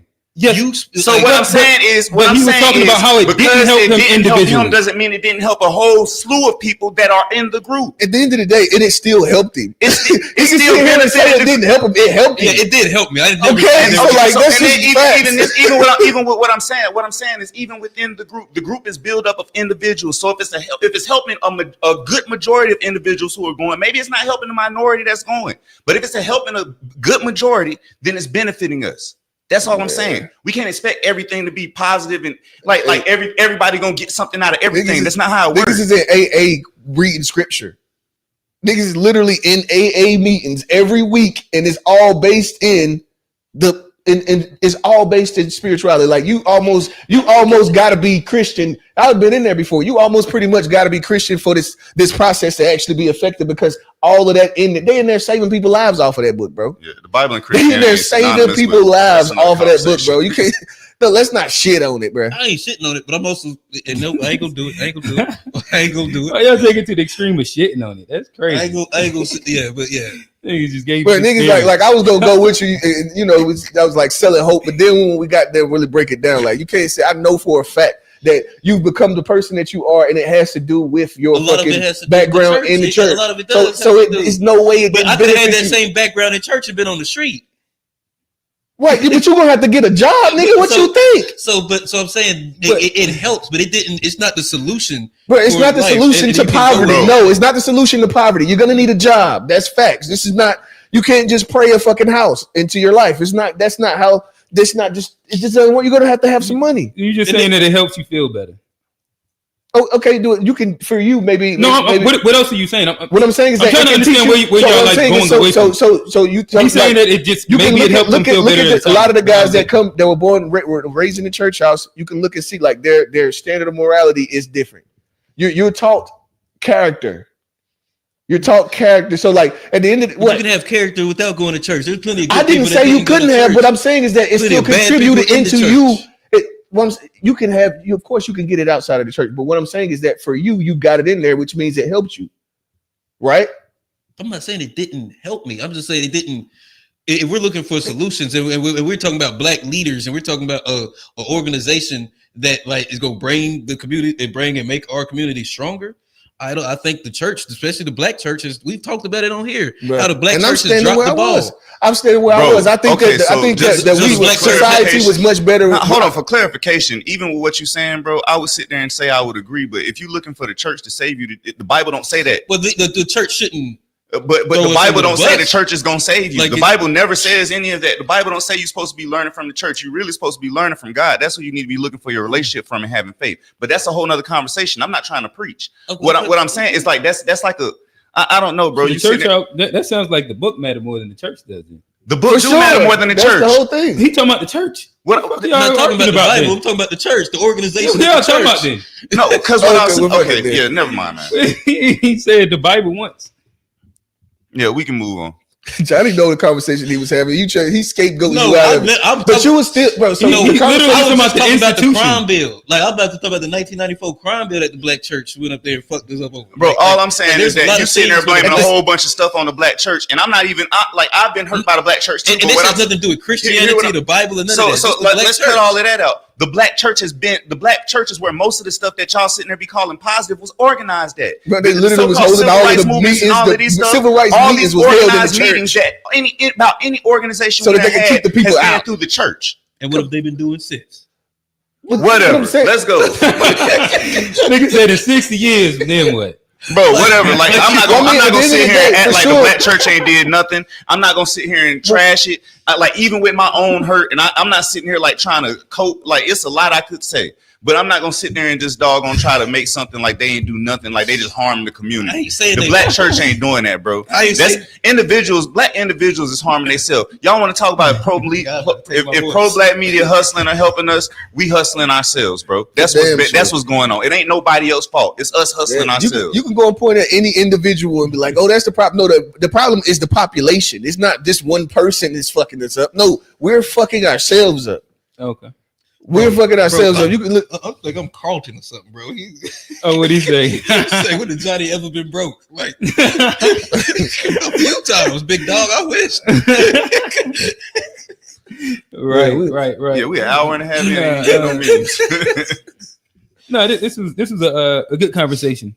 Again, I guess I land that saying, even through this conversation, to me, the barrier of what we think black progress looks like, it's so low that it almost becomes, it feels almost disingenuous to where we believe that true action can happen, because of if there's no accountability for the people that are saying that they are thought leaders and leaders of us to have any versions of a plan.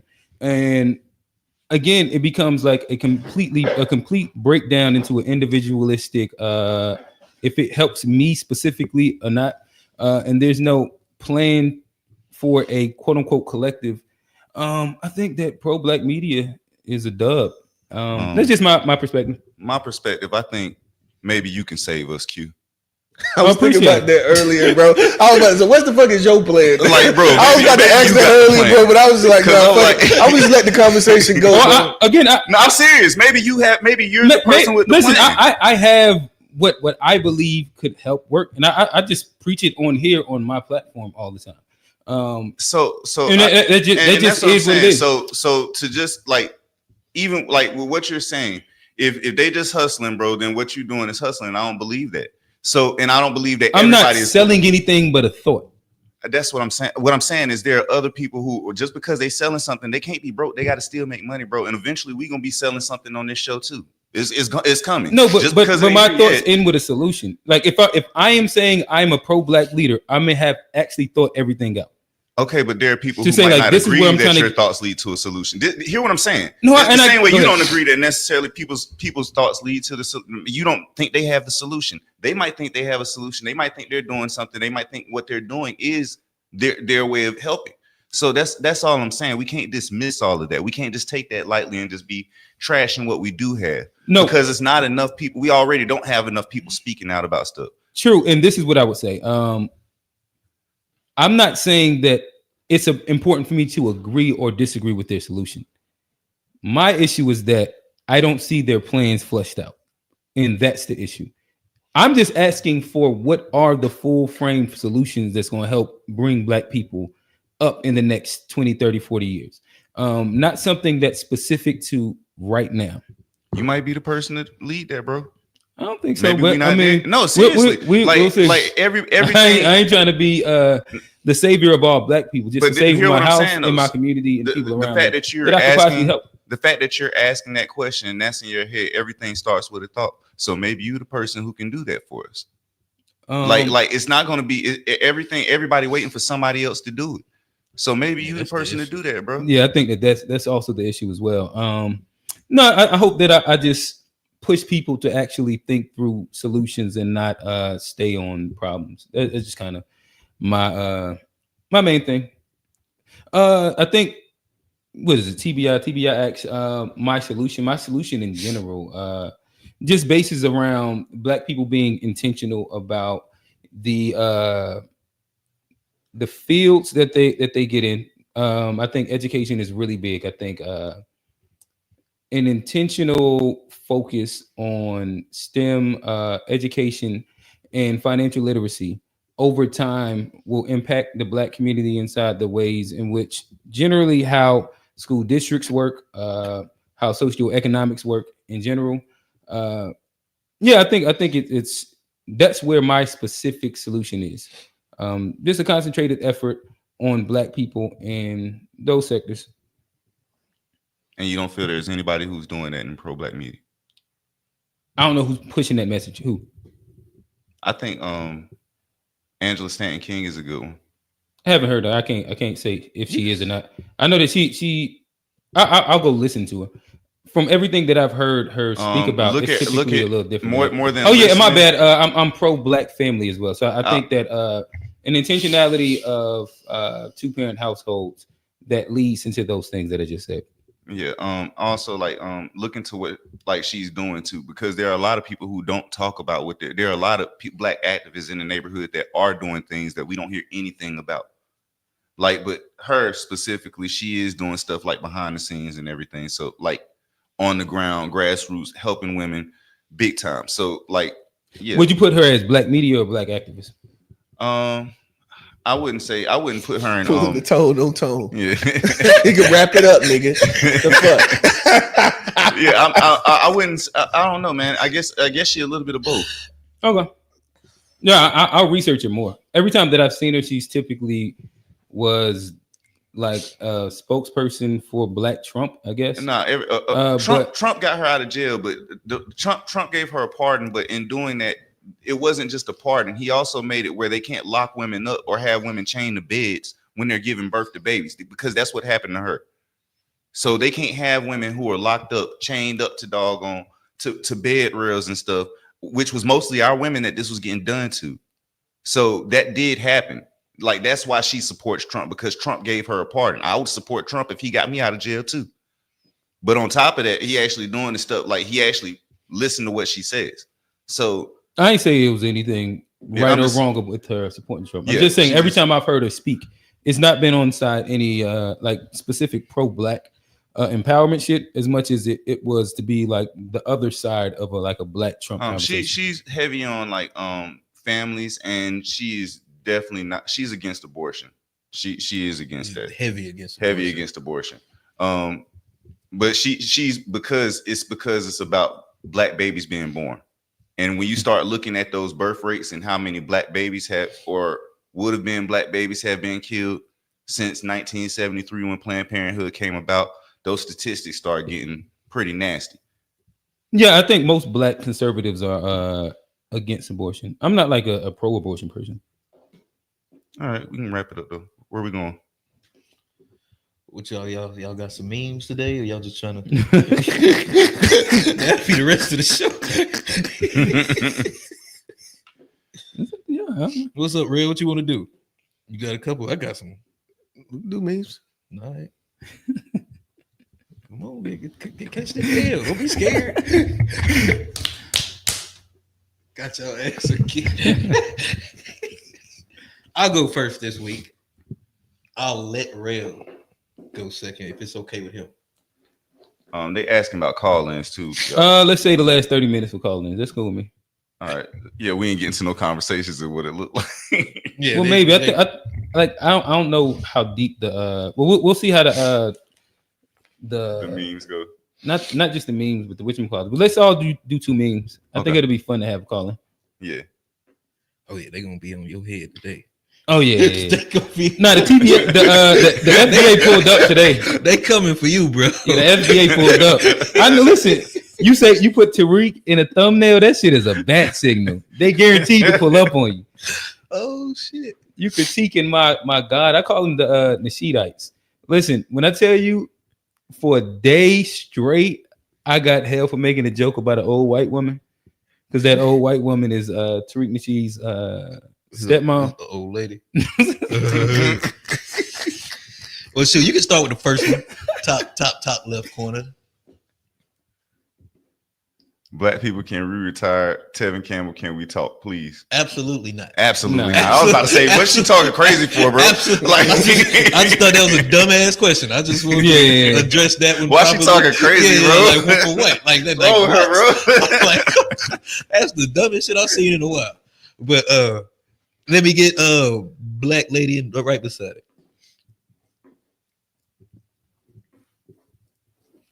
Who honor what they need, Mm-hmm. because they're not taught to need anybody. You have to always be in a space and a place where I got it, I could take care of it, I could handle it. Mm-hmm. But you're not asking yourself enough, hey, what do I need? Right. I'm serving in all these different capacity. I'm sitting on the board, volunteering in my community. I'm taking care of my lady, making sure the kids are straight. I'm showing up for my business partners. But what do I need? Right. And because so many men, especially black men, aren't asking themselves, what do they need? And not in the sense like, oh, I need another chick, or, oh, I need another $1,000. Like, let's go a little deeper. Yeah. Let's go just a wee bit deeper. What do you need? What do you need to feel safe? What do you need to feel secure?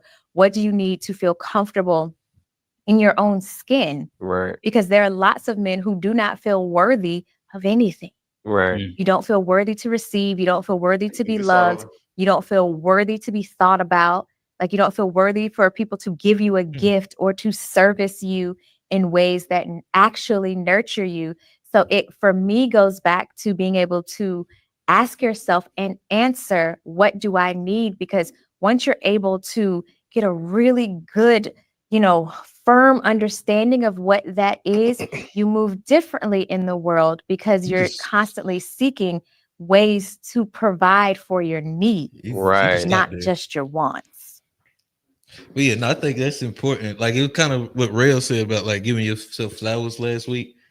A lot of times we don't even think about like the question, what do I need to feel safe and secure? I've never asked myself like that question. That Glock. That definitely helps in That helps. a space Open like, carry. Yeah. Like there's certain shit, but yeah, I just think it's something that as men, sometimes we just it's called why we even doing this thing here, because like we all identified like for brotherhood is something that we needed. And I'm sure there's other things that we don't even know that like we missing out on because we don't even look inward like that and like see what we're missing. What do I actually feel safe in this environment? Do I feel secure? I think it's a good one. Bro, they been going in on Q. I've seen a couple of them, bro. Like, listen, the Nasheedites are for me right now. Shout out to I think that David Walker has been accused of having a tethered hairline, so he's kind of like saying you got to see an older picture. I'm FBA as they come, man. It's all right, my brother. He trying to kick you out, boy. He want to. He can't though. He can't. The lineage. It's the lineage. But no. Again, shout out to the Nasheedites. Like I said, they get really upset when you talk about old white women. Yeah, bro, that was funny though. Yeah, but on the meme, I think that like oftentimes I definitely like you get so in that repetition of like providing and like doing things for everybody else. Bro, I literally like fucking forget myself all the time. Like until the conversation comes up again, like I don't really be thinking about that shit. Like literally be trying to figure out how to make everybody else, you know what I mean, in my house make their, you know what I mean, please them and make their lives easier is pretty much what I do all the time. And that's what I'm thinking about all the time. I get myself a little trinket shit, just, you know what I mean? But at the end of the day, like I definitely forget about myself. So I don't know how, you know what I mean, you can continuously, I don't know how that shit works. But I think that honestly, I feel like that's part of, as a man, that's part of what I'm supposed to be doing. You know what I mean? I'm supposed to, my back is going to be the strong one. And I'm, you know what I mean? So like, I don't know. I kind of go back and forth about that. I was a little comment, but no, but no, I mean, I don't think as like men have needs too, though. Like humans, every human, like, so I mean, to say, nah, fuck my needs because I'm a man. Like, I've never. I think that's insane, and that's something I do. Like, I ain't got kids or nothing, so it's like a little easier. But even like my parents and then family and work stuff, it's easy, even without kids, to get caught up in. But I think it's just important to try and find different versions of things that you identify as what you like to do specifically. Well, and one thing I do is stuff that I know would make me happy as a kid. Like if I see something, I'll be like, yeah, little Johnny like that. Like I went and got some, probably ain't healthy, but I went and got some Gushers. A big pack. The big pack. Is it still the same material? The packages? Yeah. So we used to have some of them here. You talk about like a box of them. Are you talking about like a pack of just Gushers? Pack of them, with a whole bunch in it? Yeah, that's crazy. All stuck together. That's crazy. Pulling out balls and shit. Yeah, but that shit was great though, man. I felt like a kid again. I ain't gonna fraud, bro. I'm thinking about buying me, which I'm probably gonna do. Generally, I'm probably gonna get me an RC car. You've been talking about that for. Bro, that's the thing, bro. I'm thinking I'm gonna get me an RC car, bro. I loved RCs growing up, bro, and I've been wanting one for a minute. You say that like 5 times. I'm gonna get it, bro. I'm gonna get it. I think most men just have. But I be getting shit though. That's the thing. I be getting shit. I got the whole steering wheel shit at the crib. Like I be getting shit, but like you know what I mean. So it sounds like you answer that question that they talking about. Yeah, you figured it out. I guess. I seen Real last night. His eyes was like this. You ask yourself what you wanted. I asked myself what would you want it? Oh, what make you feel good? Yeah, you in a vibe, my nigga. I was like, all right, man, that's all right. I think that junk is highly necessary, bro. I think put it right for the pod. I think put it well in the comments here. He said most men just need peace in their life, good coochie, and a remote control that controls TV, video game, and everything else around the house. Money takes care of all of that. And niggas, we are pretty simple, and that's something I be telling my wife. Be like, you notice that like women won't be changing all the time. Like as men, bro, we've been wanting the same shit forever. Like it's been niggas a plate, you know what I mean? Some some sex, and really that you don't, you know what I mean? We ain't had to add no extra real requirements and forever. Set up what I need at the house, whatever that is. Yeah, whatever that piece look like. I'm like, mine a computer. What's next? Oh, go to the last one.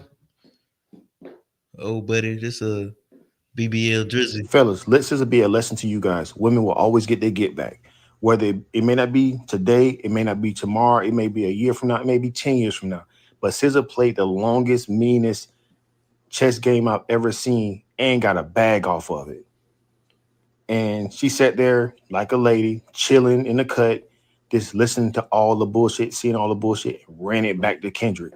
And Kendrick used all the information in his disses to Drake, thinking that he had a mole in his camp.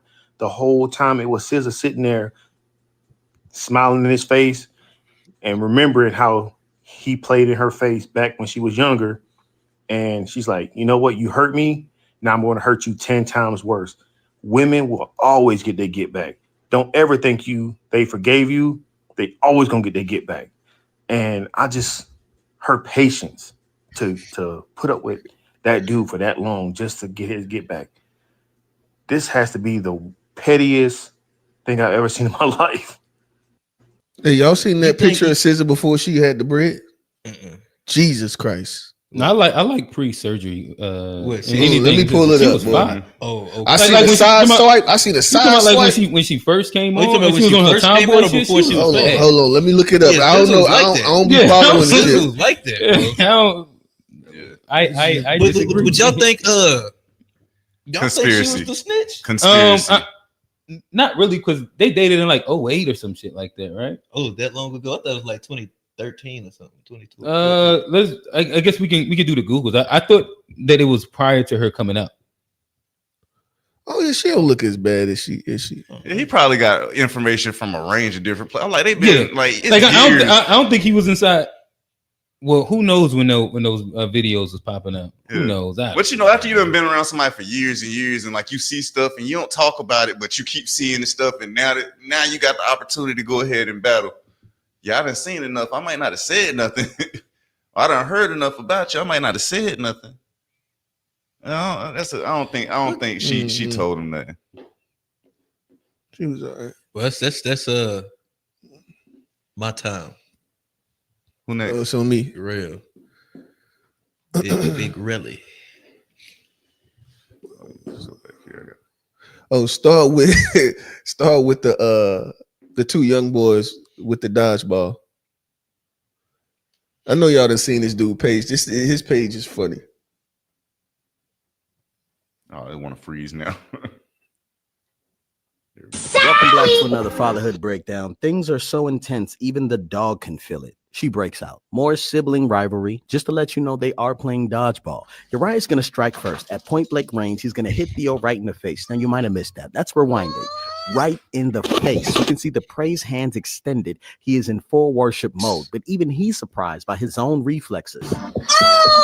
Now pay attention to the footwork. I don't know if this was a juke move or a stutter step, but his feet went uska-did-it. Needless to say, it was all a setup for this point blank range Molly rock that hurt his brother's face to the point of embarrassment. I believe that major life events have soundtracks to each moment. Theo's soundtrack is It's the one and only Digo Double G. Uriah's soundtrack is Emotional by Carl Thomas.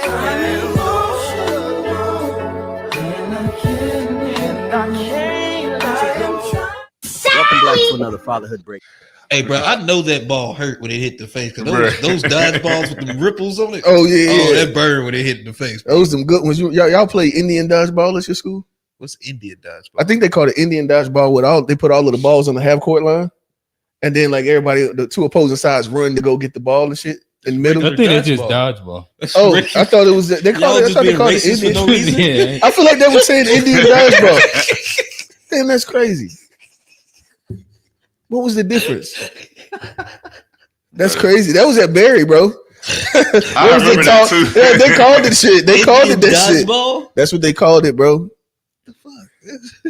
It was probably a difference too. I don't remember. I don't remember what the difference was for sure, but like, okay, go to the one that say crooks on it. Difference between a girlfriend and a wife. You want your PlayStation? Yes. Here you go. Since you want to act stupid over PlayStation, then you're never gonna play it again. Are you fucking serious? All you do is play your PlayStation, and you're too selfish to even let Dom use it. So okay, now you're not gonna use it at all. Max, I literally play the PlayStation like 3 hours a day if I even play it that day, because all you ever do is fucking complain about it. Like, are you serious?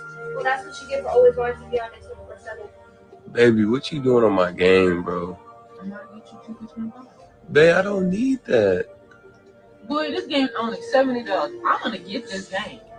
Oh my god, babe. Do you want this one? No, babe. Just get the regular one. I don't need all that. I'll get you whatever you want. You name it. I'd rather sit here and watch you play this game than for you to be out in the damn streets. I love watching you play the game. Especially when you whooping on them niggas. And you be playing your game.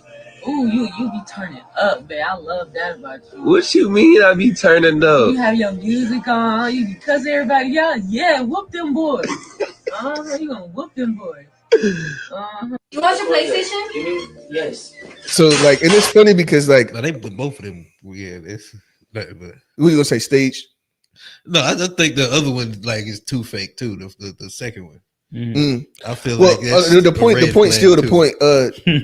What her buying the game? Yeah, just like that's too much. Well, And the sauce she put on it was crazy too. But I thought the part with whooping niggas ass, that was super Yeah, cute you be to me. turning up on them. Be like, That part, I suck, shorty. Like, quit fucking lying. Oh, that's probably just you, Johnny. But I realized like even in my marriage, like when early on, because you know I got married, so like early on, the game was a big ass problem. It was a big ass problem. But then over time, you know what I mean? They don't give a fuck about it. Like if your old lady still talking to you about a video game or whatever you like to do in your leisure time, like way into it, bro, that shit's trash, bro. It ain't even like at the end of the day, you literally just don't want to see me happy, bro. You can't, bro. Well, unless I'm not like holding my side of the bargain financially. Well, then, if you think I could be spending my time more productively because I'm half-assing, then that's different. But like, you shouldn't just be hot about that shit. Like, you know what I mean? When I was younger, like I say, I had to deal with that shit growing like earlier on, like 20. But like, yeah, nowadays that shit ain't even a thing. That's something to just get over. No, I get it. Oh, you was gonna say something. Oh no, I was just gonna say like if because a lot of time with video games it's addictive. So I don't play that much anymore. So I imagine like people probably get on and be on 6 hours, 4-5 hours at a time. And if you ain't taking care, like you said, if you ain't holding up the end of the bargain, that lady gonna be pissed off at you. Or if you just do that every day, I think that probably would be. There is a space where it's a little, it's like a little unhealthy. Niggas get off work and run 4 hours Unless in a game. They're making money off of that bit. Yeah, like it's a space where that could be unhealthy too. And yeah, I think it's a if balance. she just let you just go, do whatever, that might also be, the other side of the coin might not be as good either. Yeah, I think sometimes like I don't play the game, so this is the meme doesn't like specifically apply to me. But if I'm imagining all the sides to it, I would imagine one, if you're a guy that plays the game twice a week for I don't know, let's say 4 or 5 hours or something like that. I don't think that if in Rail's words, if you're doing all the things that need to be done, there should be an issue or an argument or anything like that. I would also say that it do be some niggas that be on a game every single day, 4 to 5 hours a day. Once they get off work, and I think that even if you have did everything in the house, like paid all the bills and all that shit, like an actual relationship does involve two people actually doing things and having conversations and doing things as well.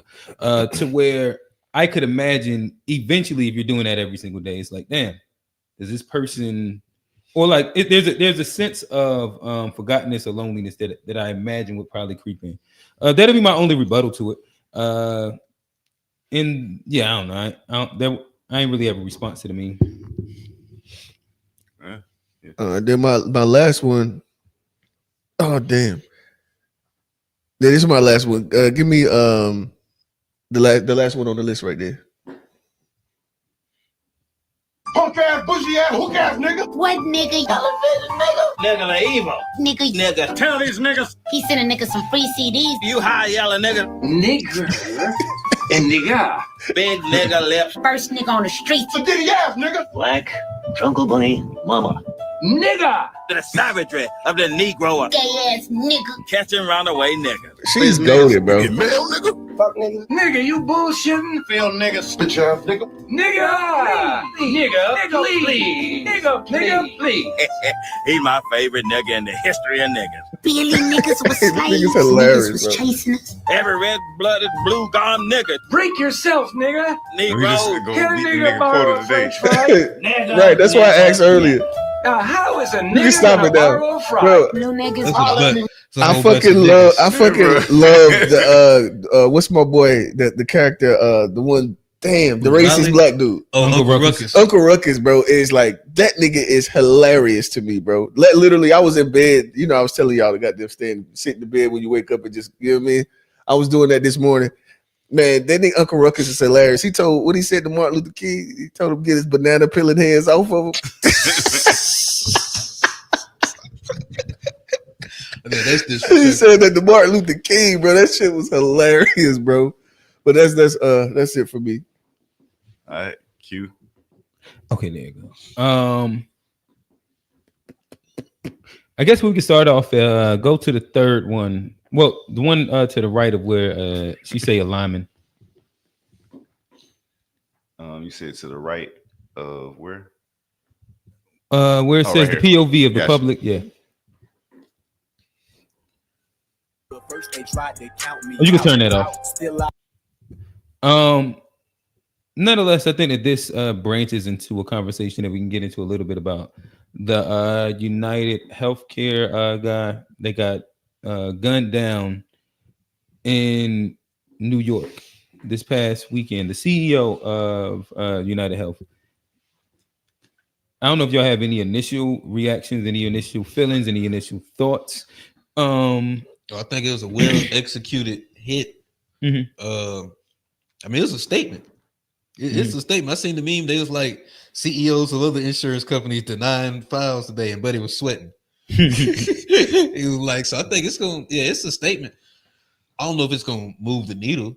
I think they're gonna put somebody right back in there the next day to take that $10 million a year. He gonna keep on denying claims. So I don't know what it's gonna do, but it's a, you know, it puts the word out there that the people ain't happy.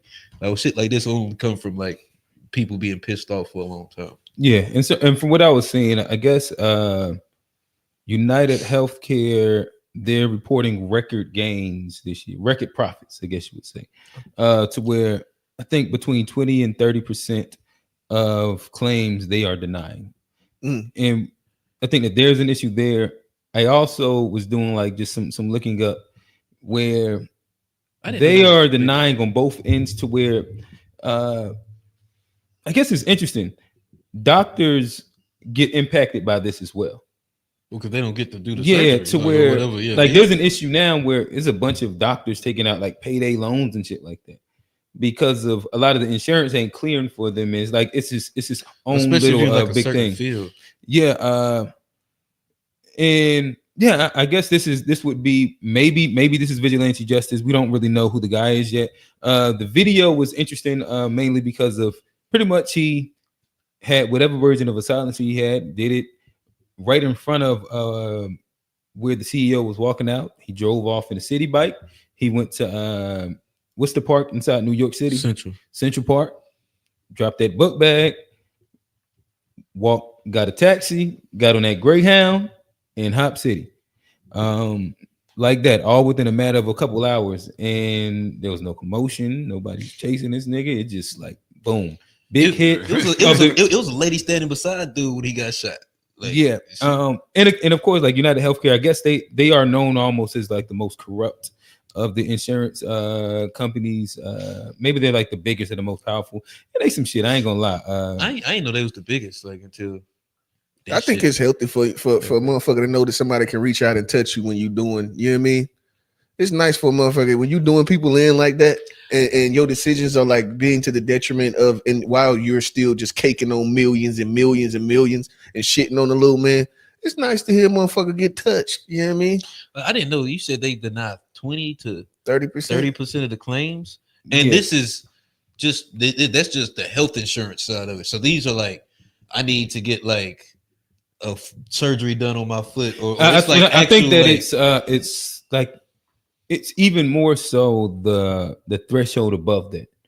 So like with certain insurances, there's certain things that are already kind of like pre-written out. Well, like I know mine is like I'm Blue Cross Blue Shield, but I gotta like got that anthem. Anthem, Blue Cross and Blue Shield. But go ahead. But they got like I got hit $5,000 before they start taking care of. Oh yeah, you talking about the minimal whatever? Yeah, like the deductible. Yeah. And so, but like a big surgery like that. Yeah, you still got to pay out that $5,000. Yeah, but then what if it's? But then those are certain. There's certain surgeries that your insurance will pay for. The thing is that there's a bunch of other things that they don't pay for. Typically, if you look at when you're doing your insurance each year, what is it? Open enrollment. They're open enrollment. If you look at what you're paying, they'll tell you pretty much all the plans are based off of how much you feel like paying for your deductible and where do you want your barrier to start at. In which, yeah, I think that with Blue Cross and Blue Shield, there is a barrier where after you meet all of those, there's certain surgeries that apply for that, but then there's a lot of surgeries that don't. And the issue is that a lot of the other shit are the things that are life or death. And those are the things that it's like a 20% chance of, or like they're denying about 20% of it, even though people are paying for like the highest premiums and shit like that. Nah, it's a lot. I was reading them comments, bro. I ain't gonna lie. I got a little. No, I was thinking something else anyway. Got up there. But no, that's it's interesting. And I also wonder like what could happen next. Cause like, with the Trump thing, they tried to shoot at him. They got this guy. Like it looks like we're like say vigilante justice seems like something that's going to become more and more popular as like this disenfranchisement with the country and the status quo. Like you see that in like troubled society, like right before a country is about to collapse. You start seeing a lot of assassinations and everything like that. So it's a troubling sign, and usually shit like that don't just like automatically just go away. Like it's usually bigger, signs of bigger problems, and we'll probably see more shit like this coming up later. Frontier justice. Gotcha. All right, we can go to the next one. Let's hit if you know who Andrew Schultz is, hit Andrew Schultz. Kendrick. I would make love to him. There's nothing he can do about it. What? Just Kendrick Lamar. I would make love to him, and the only thing that he could do is decide if it's consensual or not. That's the only thing he can do. Yo. If it's me and Kendrick, That's not even a good fucking joke. That's just OD. Yeah. That ain't even fun. Like, and then the black people on the couch okay. You ain't finish it. Yeah. Well, yeah, he just keeps on going about pretty much buck breaking. That was disgusting, bro. Kendrick Lamar. And that was his response to him saying, which truthfully was more about the line was really directed to the dude Shits and Gigs that came and sat down where he said, never let a white comedian talk about a black woman as law. Yeah. That was a thing in general, which is really directed towards them. The black dude. The black dude's not letting that white comedian talk about a black woman. But his response was one to say, well, hip hop talks about black women in general all the time inside a derogatory term. Hey, and then, hey, Kendrick Lamar, if it's no bodyguards, I will rape you. Yeah. And there's nothing you can do about it. That's crazy, bro. Yeah. I don't even know what the fuck that's. First of all, no, I don't know Kendrick, but no, you wouldn't, big dog. Like that's some like. I don't. It is a crazy thing to say because like white folk shit, like shit like that is like genuinely like insane. It's like I'm concerned like for your like mind state at this point for you to come out on national TV to get in front of that camera and say that out your lips. And think you even got to have the nerve. Yeah, like why would you even say something like that? That's just weird. Like to say like that's the type of shit I'm actually afraid of. Like you're an insane person to like even come up with that. And those are the people you got to stay far, far away from. Yeah, I just thought I was sitting there watching it. I seen the black people sitting there laughing in the back, and it just. There was only one black person. Well, one black dude, but either way, I seen this clip recently of like Muhammad Ali and Joe Frazier. They was in an interview, and like they was like going back and forth in the interview, but the guy who was interviewing them, the white man that was interviewing them, was trying to push the animosity way more than what it really was. So it was like they got to a point where Muhammad Ali was like, "Hey, how about we hold we just have a truce for a second and get on him?" Like that's where we got to be at this point. Like I'm like they like the dude sitting there laughing. I'm like, bro, ain't nothing funny about that. Yeah, then you know you fake laughing too. Like that ain't no man gonna sit and listen to some shit like that, and that's the funniest thing you've ever heard. Like, come on, bro, get out of here, bro. But like, yeah, the volume of the laughs didn't really match the actual joke, and it, like the joke wasn't one of those throw your neck back laughs. Yeah. Most you could do if that's your version of him, it's like that's crazy. I ain't even finished watching the clip. I like legit. I don't even know Kendrick Lamar, and I want to smack this dude for saying that. Like I don't like, and I'm not even on that type time. Like I was ready to smack this dude real, like straight up, bro. That ain't cool. Like those are fighting words. Actually. Yeah, bro. like actually, like if you said something like that, like next time I see you, it's automatic. At the very least, I'm slapping the shit out you. Like it's like I'm putting hands on you. Like I'm putting hands on you for saying that out your mouth. Like I don't care who around. Like that's almost as bad as like spitting in somebody's face. Like it's like certain shit you can't, that was who comes up like with that yeah. I type of just shit? don't understand. Like Kendrick Lamar said that, and that's the best thing you had to say. Like that's you crazy. Probably bro. sat and thought about it all day and was like, "Man, what am I gonna say to this?" Man, I hope how Kendrick ruined this man's career. How just I'm for saying this. Like. Ruin this man's career so tight. Do what you did. Like what you do with you with your homie and he make that joke like we ain't homies no more, bro. Like what do you mean? I can't take you in public and we can't go nowhere. I don't know what the fuck you liable to say, bro. You're a rapist. like that's what we. That's crazy, about. Bro. Like that's like who does that, bro? Yeah, that was disgusting, bro. You can go to Don't Call Me White Girl. We can wrap up with something funny. I thought this was funny. That's crazy, bro. Said, Middle. Don't call me what? Oh. Right here? Yep. Guess where my jersey's from? Lineman.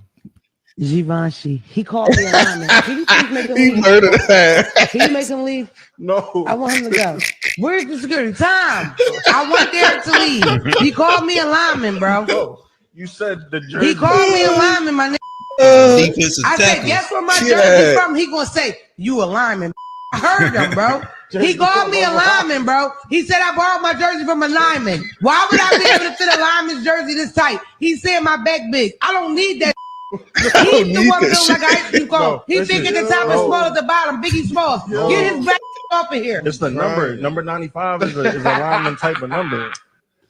The skinnier players get the smaller numbers. No cap. Nobody's gonna do nothing about this. Black women ain't protected. Not even. Oh, that's where we going. It is not a lineman's jersey. Quarterback. A quarterback's better in shape. Oh man, You've never seen a fat She don't even know. She don't even know. I seen a fat nigga from Boston. type. I hate that shit. Nah, she funny though. Yeah, I like Don't Call Me White Girl. She's hilarious. Oh man. Is that it with those? Any I'm commentary? Okay. I got a couple real quick. Start off here. Niggas fuck your shit through this bitch. Oh, stop. You being annoying. For sure. So I'm good. I'm getting tripped. Hey, what's the I'm good. I ain't going. I'm straight. What's wrong? Why you acting like that? Shit, I ain't acting like nothing. I'm chilling. Ain't nothing wrong. I'm just really not the hugging type for real. Babe, can you hand me that pot? What's wrong with you? You usually be happy when I cook. I just ain't feeling today. I'm really not that hungry for real though. Babe, let me get a kiss. Why you make me kiss your cheek? I ain't trying to, you feel me, annoy nobody or nothing. I ain't really trying to step on your toes or nothing.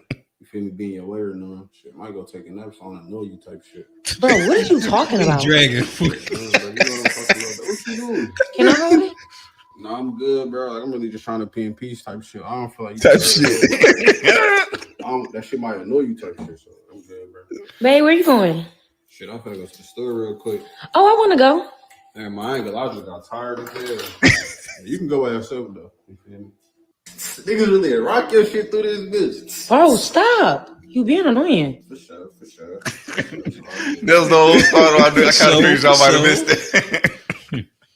Hey, y'all don't have them experiences though. I swear my girl did that to me the other day, and that's exactly how I feel. I'm like, okay, so I wasn't paying no attention to you, and you wanted attention. Now I give you the attention, and I'm annoying. Don't worry about it. Don't worry about it.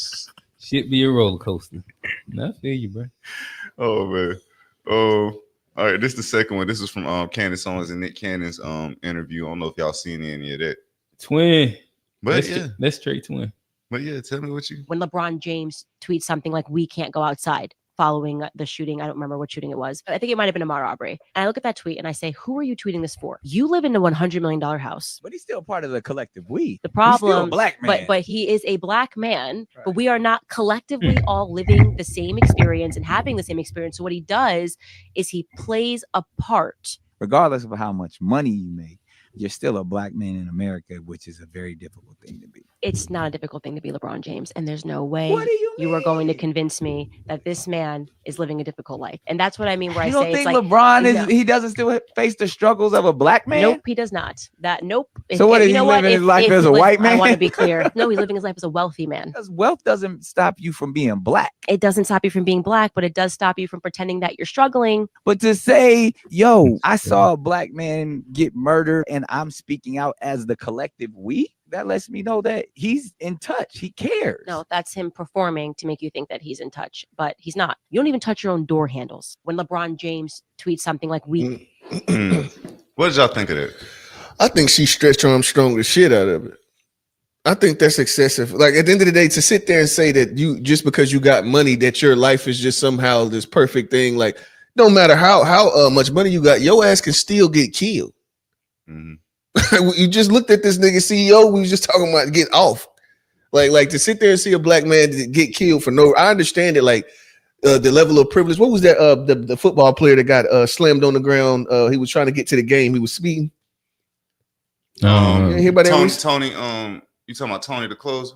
So I don't know. I don't know. No, he did. That happened to him though. And I'm talking about this was recently. This was recently, a little recent, maybe a month ago or so. Buddy was rushing to the game and he was speeding and he got pulled over. And I guess they said he wouldn't roll his window down for the officer at first, and then the officer ended up getting him out there, slamming him on the ground and all this shit. This is fairly recent. I heard Shannon and Ocho was talking about it here recently, within the last month or so. Damn, I could piss the FBA's off, but I'm gonna chill. But yeah, that was just too much. I be feeling like sir. Yeah, I feel like that was a reach. Yeah, I mean, it's harder being a black millionaire than it is being a white millionaire. So I mean, if you put it like just in them terms right there, relatively to his experience, he probably has it the toughest out of anybody else in that gated community. If he's the only black person. So I mean, there are different struggles. Now, of course, your life's gonna be easier at 100 million than it is at 100,000, but still, like, you know, the skin don't change when you get that bag. So like all the same issues and even the trauma. He grew up in Akron, Ohio. Like, I mean, it shit wasn't easy then. Sure, he gained some shit on the way before he got that 100 million. So to act like that, yeah, that's and how connected is she? Like for her to sit here and say that he's not connected, how connected are you? Well, she's not trying to be. Yeah, but I don't think she's making like the statement of being connected. Oh, okay, that's more so her exact point. That she's not. That she's. That because she's not. Because no, that like once you get Tyreek Hill, that's who it was. No, I think her point is that like he's too far removed and he's not connected. I don't think that she's saying that she's connected and I understand. that's why she should feel. But my thing is seeing a black man get killed. Was it by the police? Who was the name they said? She said she think it was the Ahmaud Arbery where he made this tweet. It was some tweet or shit, whatever she was referring to. Yeah, it was yeah. Okay, go ahead. I think that the main thing. Well, I think that she makes a bad point. I think that that's like one of those formative pieces that work better in front of a white audience, because of, in essence, what Nick Cannon is trying to point at is the correct thing. It's not like LeBron is specifically speaking through the lens of him individually, as much as the idea of the collective black. And his experiences growing up are that of being a single parent, scary black dude inside a lower income city, which was Akron, Ohio, and all the trappings and things that came with it. Even when he was inside high school, being this 6'8" athlete with an Escalade and the earrings and not think that you're going to be profiled would be wild, right? So he has the understanding, he has the experience to empathize with the big black collective, but then he also has sons as well. who have less notoriety, to where I imagine he also would be empathizing inside that. I don't think that like LeBron has to worry about getting gunned down or killed because he's like one of the most famous people in the world, but his kids, maybe, his wife for sure, his like him having empathy for a struggle that he came from. I think it's stronger to actually speak out about it than to just kind of like take her stance. Yeah, and the crazy thing about it is like I felt pretty much the same way, but on another side of things, it was like I was looking at it like I always like to see stuff like if I can see a point out of what somebody's saying. Oh no, I get her point. Initially agree. Yeah, so like and that's why I said go ahead. I think she went extreme with the example that she used. I think like if she would have explained it more so as far as like an example of like saying you're feeling the price of inflation and you're talking about something like that, but you're actually wealthy and you're not actually dealing with any of the price, but you're trying to do this to convince Black people to go a certain way. I think that's where the issue comes in, because that like does somebody happen. was saying earlier. Yeah. Either way, I think that's where the issue come in. Though, like you have some Black people who do. Yeah. I like that point. That's a fire point. I ain't gonna lie to you. Either way, though, like just say it, like you got some Black people who are trying to just say stuff to convince Black people to go a different way, especially like people who are wealthy, who have plenty of money, and they want you to go this way because they're working with this politician over here. Mm-hmm. So that's not. Yeah, that's. I wouldn't even just say that's pro-Black media. It's a lot of our artists that do that. It's a lot of actors and stuff. Imagine if you had if you was like preaching that pro-Black shit, but then you was a housing an old white lady, and like your funds and resources is going to housing like an older white lady. She done drink some of your milk. Yeah, she done drink some milk. She eating the cookies, the almond milk at that. Eating the grapes out the refrigerator. You know, you put them inside the little drawer, make sure they're crispy like that. Don't worry about it. But she left the drawer cracked. Yeah. Let me stop. They gonna get on me. Let me stop. Yeah. I'm joking, y'all. I'm joking. They gonna hairline check you next, bro. They make you pull that hat off. Now they gonna say, is that 4C, Johnny? That ain't 4C. This is not 4C, but it's still FBA lineage though. It's both your parents. It's both. Yeah, it's they both okay. All right. Yeah, all right. yeah, both of them. But overall, like I ain't agree with her point with like saying LeBron can't have something to say about. So, like her example was terrible. It was terrible. That's why I said it was Stretch Armstrong. Yeah, it was a terrible example. But other than like, yeah, and then it shows. It actually shows more of how you are than anything. You know what I mean? You say shit like that, it start making me question like what your real motive is and what you really think. Yeah. Yeah. Okay. Yeah, we ready to move on to the questions, I guess. All right. I think that shoots over to you, don't it? Oh yeah. So for the week, I was thinking about it's crazy. The old buddy just got the death penalty. The CEO, he just got it. So but my question was like, how do y'all feel about the death penalty? I was looking, with even the Lil Durk situation, they got death penalty on the table. You know what I mean? Or it could be on the table for him. And like just the kind of going back and forth. What is it? Texas, that they still be murking niggas, don't they? Yeah, I think South Carolina. Imagine like even North Carolina. Like imagine if that was something that we were doing here too. So like I just wanted to just pick y'all brain on like where do you stand on the death penalty? I'll let y'all answer first and then I'll kind of come back. I'm not pro death penalty. If I was to see death penalty as like a thing, I think that it would be for something that would have to have like undeniable evidence. And at this point in time, it'll probably be like video evidence, DNA. or DNA. Like it has to be like a multitude of different things. Just because of like I think that the slippery slope of getting it wrong, and I think that getting it wrong typically is going to fall on the hands of like Black people. What they say when we shout out the Trey, when white America get a cough, we get the flu.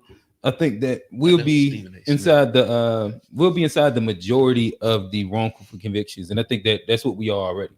When it comes down to wrongful executions and all this different shit, where Yeah, again, I'm not like really for the death penalty.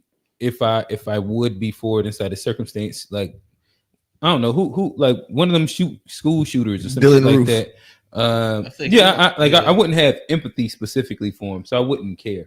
But like just general crimes, nah, not really. So you think it should happen in some instance, but not for like most. Like it has to things? be like an extreme evidence based, like serial killers, and like shootings. caught red-handed type of thing. I don't think that anything that has like that's going into the reasonable doubt or like it's not like literal pure evidence. I ain't interested. Yeah, I think it should be there, but again, I think it's for if you killed multiple people. I think when it comes to anything with kids or anything like that, yeah, but the most extreme, but it should still be an option though. It's like I think it's like 27 states that still use it. It should still be an option, but like you say, there's been a lot of black people like that even recently are getting like exonerated with new DNA evidence, people coming out, and you didn't already killed this man. And so that's my only issue with the death penalty is like I'm for it if like in the circumstances that it's necessary, but you have to be correct. And I feel like the way our justice system is set up is too easy to wrongly convict people, and it's too hard to get people once they're wrongly convicted back out, even when the evidence piles up and it's a mistake. There's people that still sit in them places. Death row. And with that kind of setup, it's almost hard to say you want to be for this thing when it could innocently kill somebody. So so I'm still for it, but it has to be in small circumstances and under the absolute right conditions. Well, because with Trump a few weeks ago, Trump gave a speech and he was talking about being pretty much the tough on drugs. And he was talking about the death penalty being for drug dealers. No. Yeah, that was crazy. Like as I was sitting there, it was like right after, of course, a lot of black people was given. I mean, there's some countries, I think it's one of them in Asia that got like real strict like laws, like not North Korea, but it's like maybe Thailand or something like that. But if you go in there with drugs, it's a wrap. They're giving like they handing out they shooting motherfuckers over drugs. Like it's a zero tolerance. Like in that country. Yeah, they would say. I mean, and I kind of I agree with you, Johnny. Like I think it should be on the table. You know what I mean? I think it should be on the table. Like Dylan Roof should have got roofed. Like I mean, you no need for us to be paying for him to be sitting in nowhere. Go ahead and get him out of here. You know what I mean? If we know for sure you just did the thing and you just killed these people, you don't give a fuck about nobody else. Like why the fuck we care about you? If it's more than two.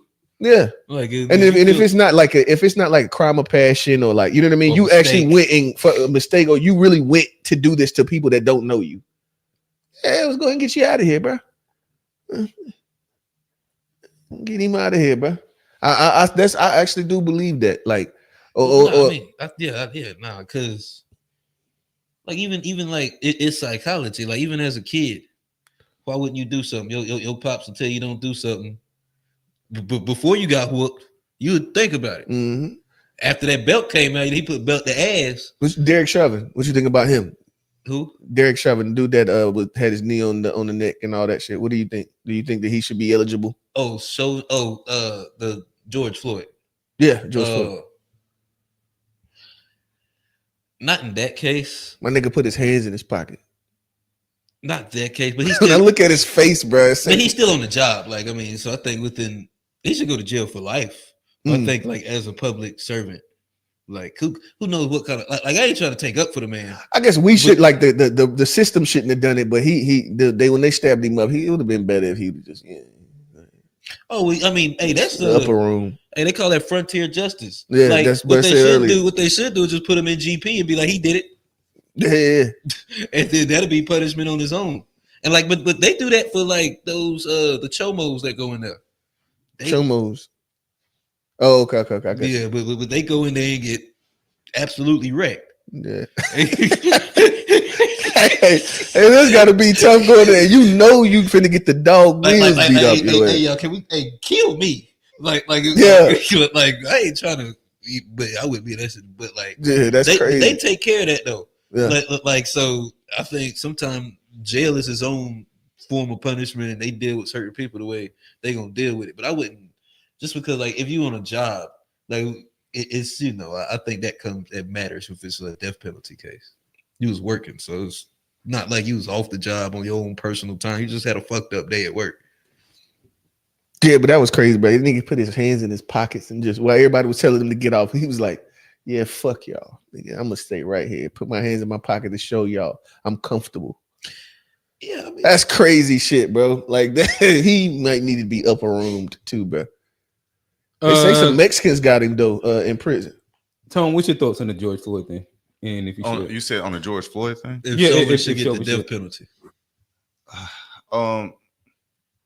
With the death penalty in general, I have a hard time thinking of stuff because of what I believe, like because of my beliefs.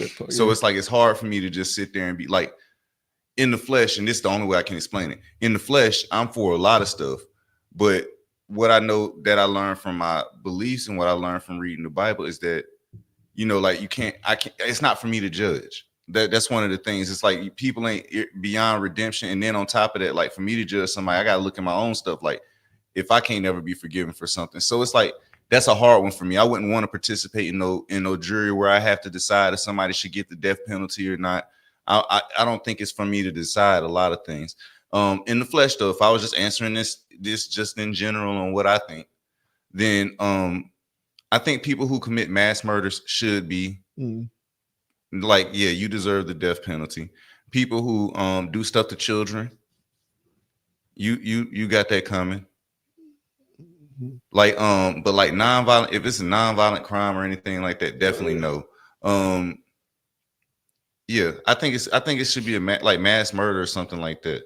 Like the good idea what Unc said in the chat, that lady that lied on Emmett Till. Yeah. Let's get her out of here, bro. She was on that, but it sounded like she was on a death. Like she actually got. You just said death penalty supposed to be for the extreme cases. You didn't. But that's an extreme case. So I know she told him like she didn't know. No, she don't need the death penalty, but she needs some time. She needs some time. She didn't know what the result was going to be. Kill that lady for a lie.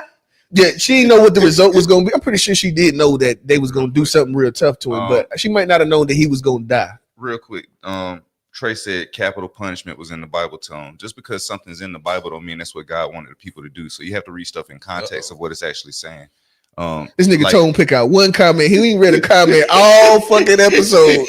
Bro, I've been putting up relevant comments and I've been addressing them when they needed to be. He ain't read one comment. Yeah, I just have, and I got a whole bunch started, but we had to keep going. But yeah, I wanted to address that. Yeah. That's what I think though. Yeah, I'm not for it's not for me to decide that. That's one of them things. I wouldn't be the person to try to decide that. I wouldn't want to be in that position, to be honest. Yeah. I think specific in particular certain cases, I think that's fair. No. You heard about that? The damn. I wish I could remember the name. I just watched a Vlad interview recently where he interviewed the dude who he was dating this girl. He was a football player. He was dating this girl, and they got into it. She seen a text in his phone or some shit, and she went crazy and hit him upside the head with all kind of shit and all this. And then when she left, she texted her brother and told her brother to go and shoot his crib up. And so her brother came with some dudes over there, and they actually came. And they was fighting. They was jumping the brother, and then at the end of the day, the brother and the dude that she was dating ended up shooting and killing one of the dudes that his brother had come with him, and and he just ended up getting off of the murder charge. They was going to charge him with first-degree murder and 3 accounts of attempted murder, and he was in jail for like a year, some change. Lost his contract with the football team and all this shit. He was playing overseas or something like that. And she literally just caused all of this shit. Got a person killed. Got this nigga lost his job, all of this shit. He in prison for a year and she just fucking scotch-free. Yeah, that's tough. They should. She ain't not upper rumor, but she needs to go and sit down for some time. She needs some time. She's supposed to get that murder charge for real. If you send somebody to kill somebody and you say go and shoot him up, and a motherfucker end up getting killed in the process of doing the shit that you talking about, that's conspiracy. That's conspiracy. Yeah, bro, that's conspiracy, bro. I mean, I guess in the law, in the land of the law, or the law of the land, it is go and set the fuck down. Conspiracy, but like just because somebody says do something, if you stupid enough to go do it, you should wear that by yourself. But imagine your sister though. I ain't saying. I'm just saying. Imagine the level of emotion. I don't care what my sister say. I don't go shoot nobody. We go run the fade. I get what you saying. Unless they putting hands on my sister and I catch it. Right. See, because he said that different. He said that she said that he slammed her. He told the brother that he slammed her. I didn't hear that. And she told him to go and shoot the house, go and shoot this shit up. Yeah, no, and he's reacting off of the, you know what I mean, off of the things that she said. I know a story you're talking about too. She told a bold face lie. I seen. Yeah, they had the footage and everything. Yeah. Like they had the footage and everything. I mean, it was something recent. I could see. Oh, I actually wrote his I name can down. Understand how a motherfucker might, but that's still dumb though. Like it's still dumb to go shoot somebody. His name is Travis Rudolph. I'm sorry, Travis Rudolph, and they was in Florida. No.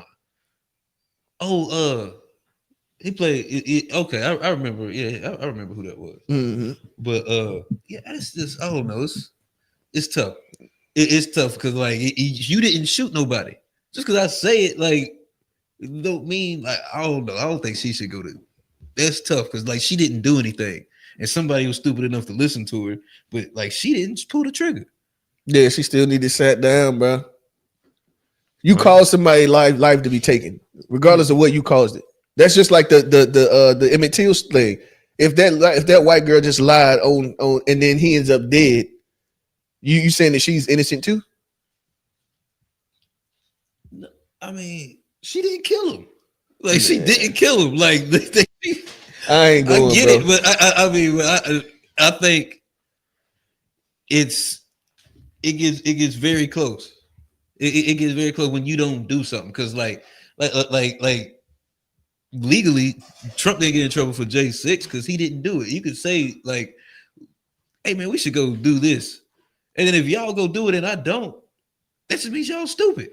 That just means y'all stupid. Yeah, but I think it's different when you're saying that this is a reaction to violence that happened to you. That is different. Like it is different than if I just say we should do it and you come to me emotional and then I have an emotional reaction. Like an emotional reaction, it's not going to be logical. It's going to be some, stupid. So I if it's in like in the moment, I understand it. I still think it's stupid though. Yeah, I ain't saying it's a smart thing to do. Yeah, I ain't saying it's smart. You know how many niggas done got roof off of some women done said that something done happened. Niggas be getting roofed off. So I seen this dude walking down the street in the hood the other day, and he was goddamn. You know when the nigga looked like he finna go and touch somebody, and he was walking with his sister. I'm assuming it was his sister. I'm like, bro, she done went and told him some shit happened, and he finna go over here and either get his ass whooped or whoop some ass, and you know what I mean. He's about to suffer these consequences for whatever she just told him. Ain't no telling whether she telling the truth or not. Motherfucker go and get whooped.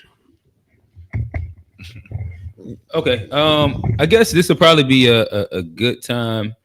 Look like we got some of our favorites inside the chat. We're gonna turn the To Be Fair show into Unpack for a little bit.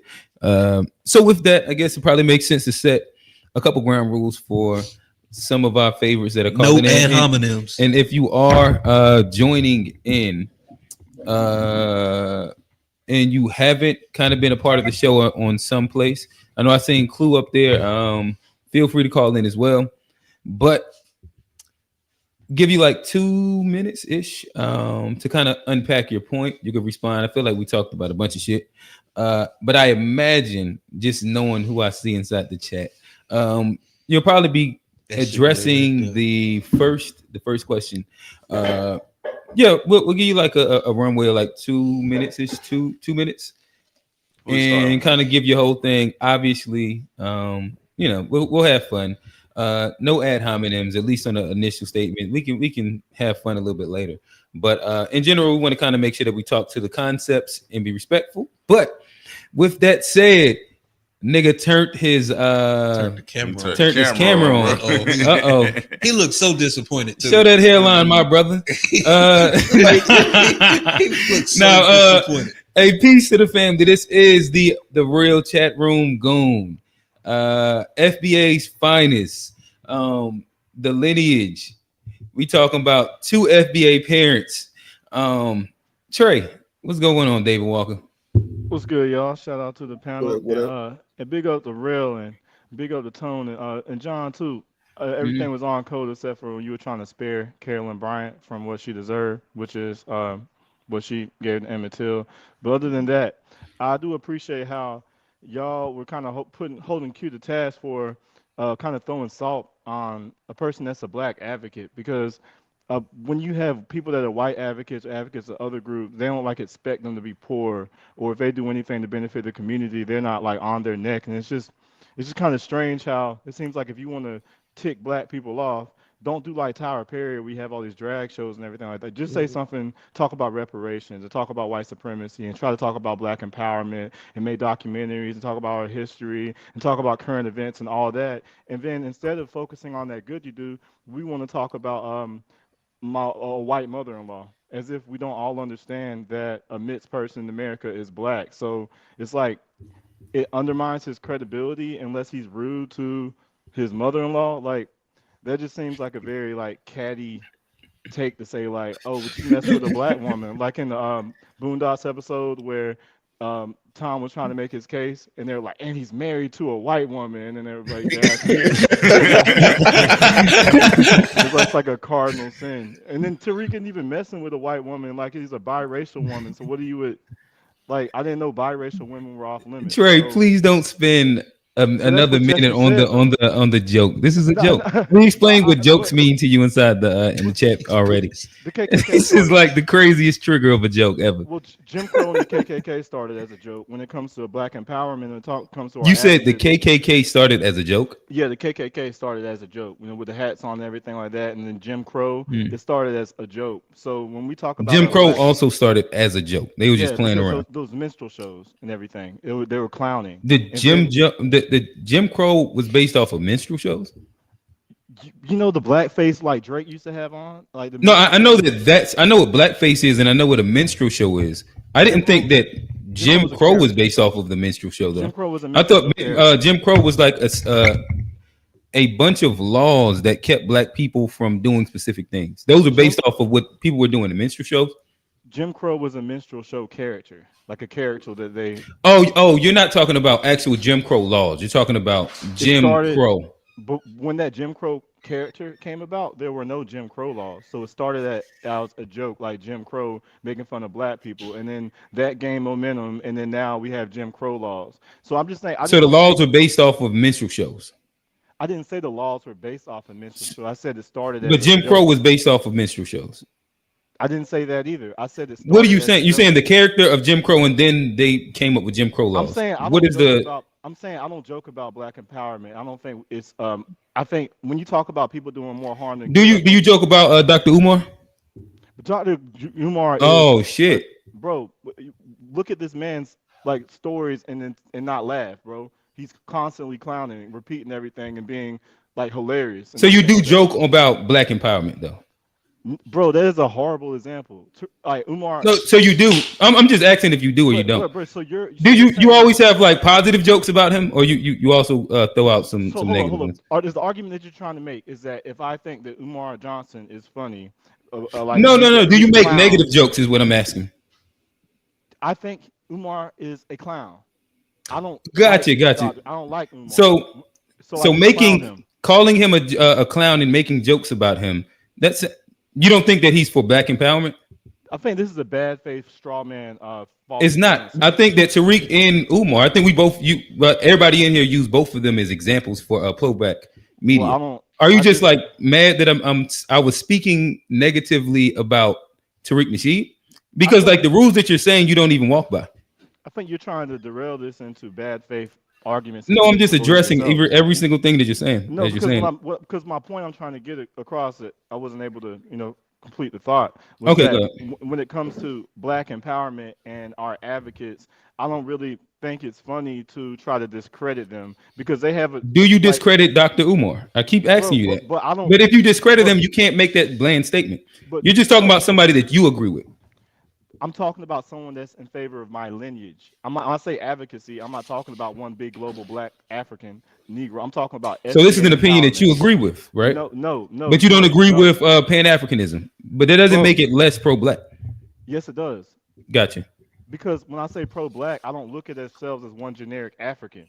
Umar looks at us as a generic African, which undermines our agenda as a Black American ethnicity. If we put platform our Africanness, that means that we're some lost African, like just who were taken from our home. Where what the real empowering message is that we're already at home, and we're trying to make a way the only real non-immigrant Black people, not just Black people, we're the only non-immigrants in America. So that is a totally different message than Umar, who wants us to believe that we're just one big global African. Gotcha. So in essence, what you're saying is that you can call them clowns and make jokes about them if they are for Black empowerment, but you don't agree with them. No, that's not what I'm saying at all. But you don't agree with Dr. Umar, so you feel that it's okay to make those statements.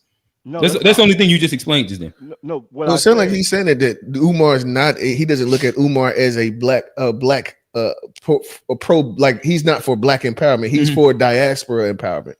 So that's why he doesn't see him as. You see what I'm saying? Right, but that's what I feel like. That's what I'm saying. Yes. Right. Okay. But that becomes like you disagree with his version of Black empowerment.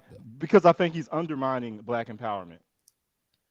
Like he says that he's pro-Black. He pushes and talks about Black people across the diaspora. No, he talks about Africans.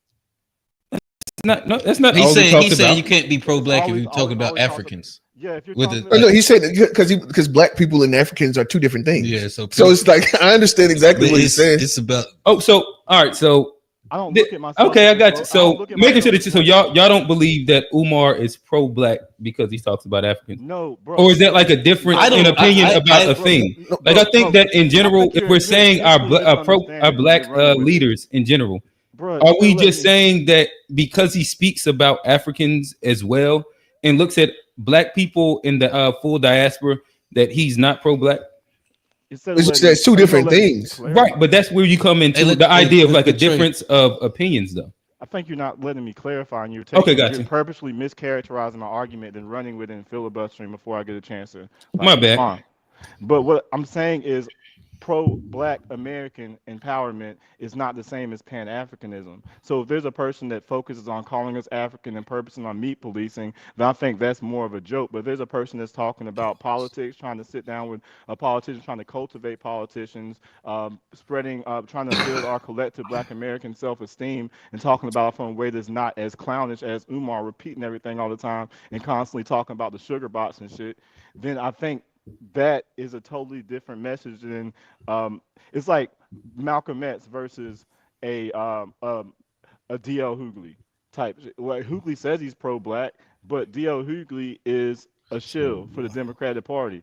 So I'm saying if you have a person that meets with politicians who creates work, travels, well, he's banned from the UK because he's been so good at like cultivating the grassroots and building them up. So if you have a person that's doing that, I think to sit here and then push arguments that undermine a person that's actually trying to advocate for us, like what's the point? Like if you want, there's so many other things that we can talk about that are negative to us, but it's like you have more smoke for Tariq Nasheed than you do for Candace Owens and you do for Tyler Perry, and it's like that just makes no, like if you don't have to agree with everything that he says and all the way he does it, but sometimes like if there's a person that's working for your team, then the best thing to do is to just focus on like block for them rather than like target the person that's like talk about the people who are openly hostile towards you instead of the people that at least like put up the illusion that they're doing things to empower the community. And then and then there are plenty of things that people can say that they have done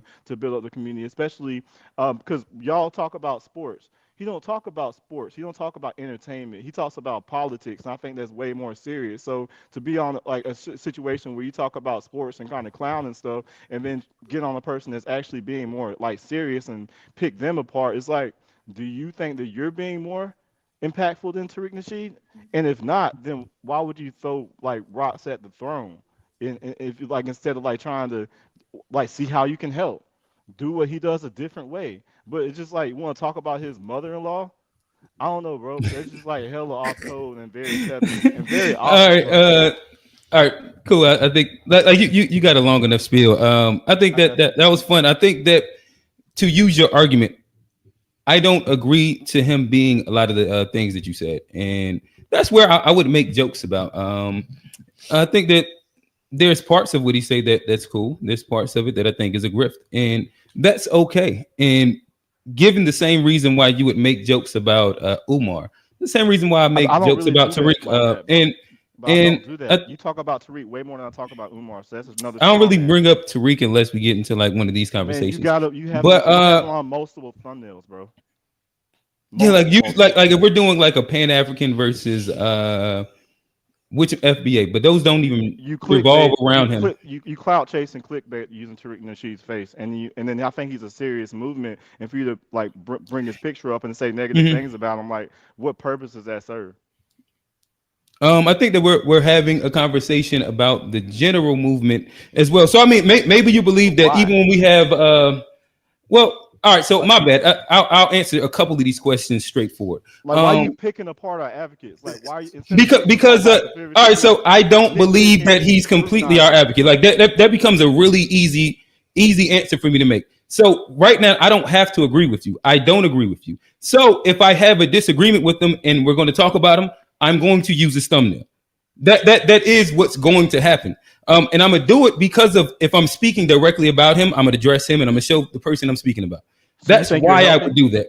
I do think that I believe that I'm helping if I don't think that what he's saying at all times is positive. I think that there's a bunch of and it's mad division that he causes, and that's cool as well.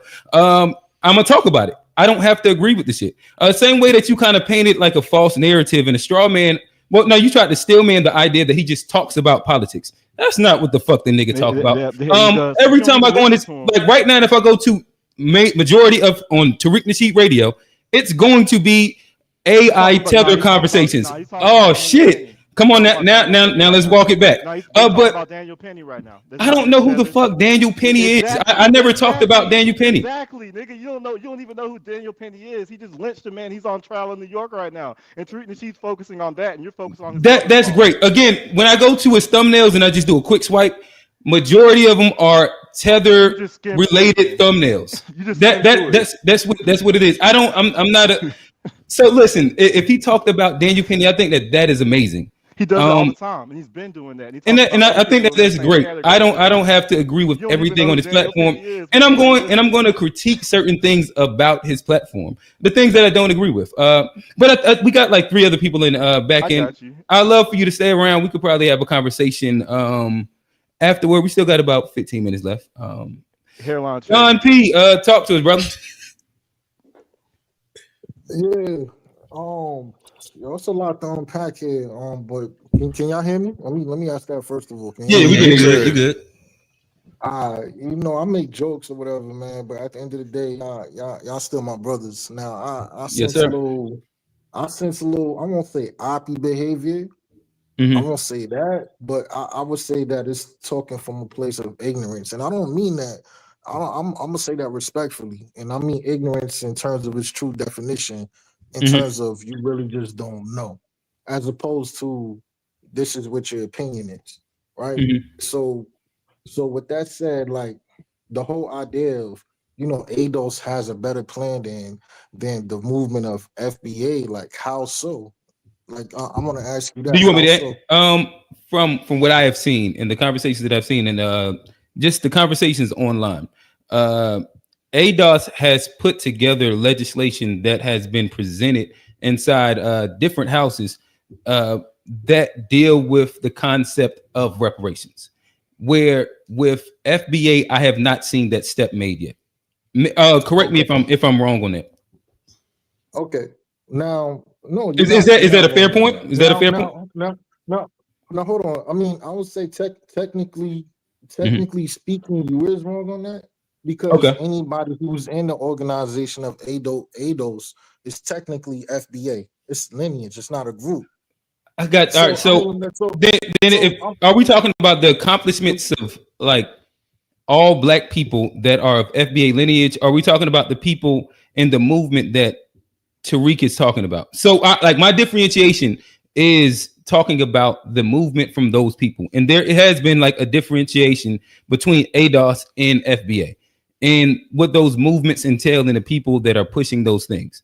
And so I'm like, again, if you're making the claim that the ADOS people were foundational Black Americans as well, then hey, I'll concede that point. But I'm talking about the people that are following the words of the FBA movement, not specifically the, I guess what like the lineage thing. Oh, all right. So I'll stand corrected because I don't want to get into semantics, and I feel like I'm going in that route with you. But what I will say is this: the whole when you said ADOS is doing better because they're presenting legislation to all these different, House of Representatives. Mm-hmm. What have they achieved from that? I'm not like super informed on like the latest thing that's happening. I can't even say if like the California thing came from them. But to me, when I'm saying they're doing better, I'm talking about having actionable items and a plan of action to get to the solution. Maybe you could. I would love for you again if you're saying that inside the purest and the best version of ignorance, I'm ignorant to the idea of what the movement behind the FBAs are doing. I would love for you to enlighten me on what are the steps past delineation that are in place for FBAs to do to get reparations actually passed. Do you know why the delineation is so important? Because I know you want to move past that. Do you know why? No, I understand that. Why do you think so? Well, it deals with it not being race based and lineation based. Lineage based, and like it's a whole conversation around that. I mean, in simplest terms, we have fought right in the civil rights era for the rights and benefits that we were supposed to get, but because they use trick words like minority or people of color, you do realize that the stuff that we fought for, we got the crumbs, while everybody else who was considered a minority or a person of color, basically anybody who's a non-white man, they got the large piece of the pie. You do know that, right? No, for sure. And so I said the lineage, like, so I agree with like delineation. I don't even have a problem with that. I think that Black people are its own specific ethnic group. So you don't have a disagreement with me. So I wanted to move past that because we already agree on that part. All right, so now I'm asking, like after delineation, what is the plan to get reparations? So after delineation, I mean, it's happening right now as we speak. After delineation, like I would say this. It's about cutting off the feet of the Democrats. By and large, too many of us as Black folks, we've been supporting the Democrats for a while. And I'm not saying jump from one hamster wheel to the Republican side, but I'm saying like we have to get off this mindset that the Democrats is going to help us. And the reason why I got so much vitriol for the ADOS organization is because back in, I would say 2020, when all of us was on one accord, we was on that type of time of stepping away from the Democrats. But Yvette and Tone went from a Black agenda, us only voting for a Black agenda, to well shit, let's vote for your personal interests. In fact, vote Democratic down ballot. Now, the reason why I bring that up is because, not to get into a long story, but look what that has done to us now. It splintered our vote. And our vote as Black folks is super unique because by and large, yes, we're not a monolith, but we vote. We kind of vote in one way, by and large. That's why we're a swing vote. That's why politicians pander to us more than any other group of people, because we're the biggest swing vote. What we do matters. So like when you put thumbnails of Roland Martin and I got my issues with Dr. Umar, but Dr. Umar and other people, when you put them against Tariq, like I think to myself, well, was this what Malcolm X was going through when he was living? Was he dealing with this type of pushback when he was living from other Black folks? Like, and that's what I'm thinking from the whole thing. Now you asked me the question of. Well, I guess you said a couple things. I did want to address. So you spoke about and fellas, at any point, if y'all want to hop in, feel free. It's not like an individual conversation, but you spoke about, so like we are a platform that pushes Black people away from like quote unquote just voting Democrat. I don't think anybody in this room voted Democrat. I think the issue still with like, because again, I'm just asking you, what's the next step? Trump is against reparations. That was a part of his platform. The Democrats, the Democrats in California, Gavin Newsom let us know that they're against reparations, and So like that's what they really feel as well. I don't think either side cares about reparations. All right, so let me say this, right? And this is why I keep bringing this up, like the Okay. whole idea of white supremacy. So Okay. the next step after delineating is all of us being on code, right? We don't have to like each other for us to be on code about something. The Hispanic community up in New York and up in LA, half of them don't rock with each other, but when it comes to us, they on code against us, right? And that's what we have to do first. It starts with the mindset. Now, if we go from delineating straight into politics side of the game, and if you don't understand the system of white supremacy, if you don't understand that, then you're just gonna toot your butt or you're gonna twerk for any politician, whether they undermine us or not. And that's what people did with politicians like Marion Williamson. She undermined us. She undermined us when it comes to our reparation bill. She gave us a real low number. And the people who didn't understand white supremacy, they looked at her like, oh, she's for reparation. Like, nah, she's playing with our faces. That's what she's doing. So if you don't understand white supremacy, if you're not codified and you're twerking for any politician who would slightly answer your demands just in a slight manner, then it's like, yo, we playing ourselves. We're going Gotcha. right So- back to what we did in the 60s. Okay, and so it sounds like you're saying delineate, get on code, and then Not then voting blue no matter who. That was another part of it. So Yeah, that's not definitely blue no matter who. Right. I mean, voting. I mean, everything has to be a black agenda when you vote. Whether you listen, whether you vote Democrat, whether you vote Republican, whether you vote third party, everything has to be within a black agenda. And we, at this point, at this juncture, whether you believe it or not, we can't afford to vote for our own singular best interest. We have to vote for our community's best interest. We have to. Every other group does it, but us. Us as black folks. I hate to say this, and it may sound off cold, but a lot of us vote for our individual interests because too many of us think, oh, white supremacy don't exist. Oh, race don't affect me. Oh, I'm not affected. Nah, like at the end of the day, Dr. Claude Anderson said that's what politics is. It's all about race. Hispanic communities go for that. The Asian community go for that. The Jewish community, they vote for the community's best interest. We have to do that by and large, whether we like each other or not. Hey, bro, and just in good faith, because I never even thought about the additional. Like, I understood the delineation was the first thing, but I didn't think about the fact that not voting blue no matter who, and the own code as like actual steps a part of the movement to get to the place. And I can see how you lining that up. So in good faith, are there any other let's say moves that are being made or things that you would say are a part of the process of getting to the goal? Is there a plan to get to the any other pieces of the plan that you feel like that you know of? I'm not tapped all the way in. I just really want to know if you have any more.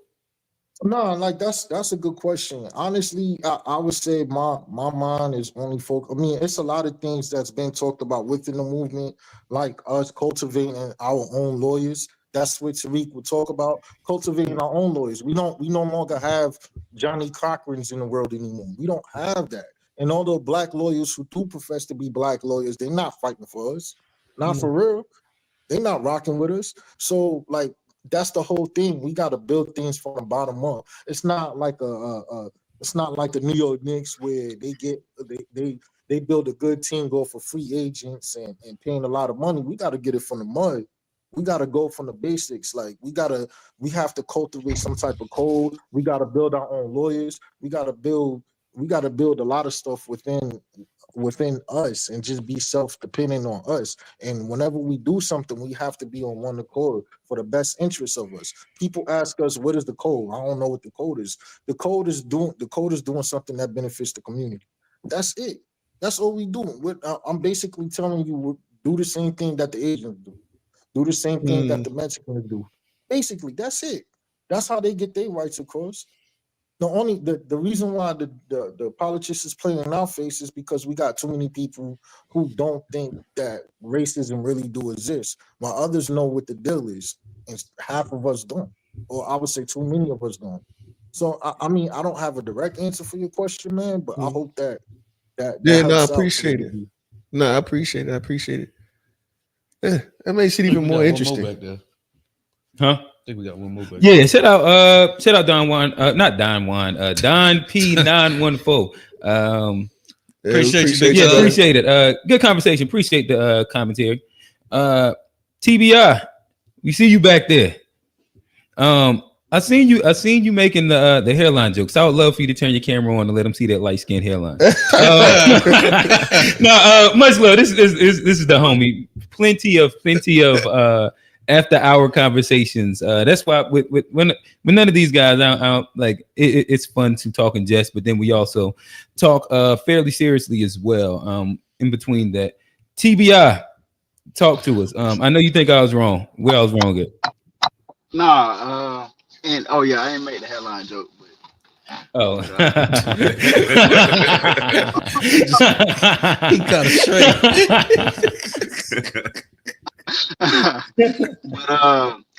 But nah, man. So you don't have to jump in. I think Trey and Don P did a great job, man. As far as explaining just the perspective of foundational Black Americans, man. I think us in the Black community, we have been trained. Well, some of us have been trained to anybody that's really trying to help us. They gotta be basically struggling, broke down, and can't make money off nothing. And if they make $1, they hustling, they scamming.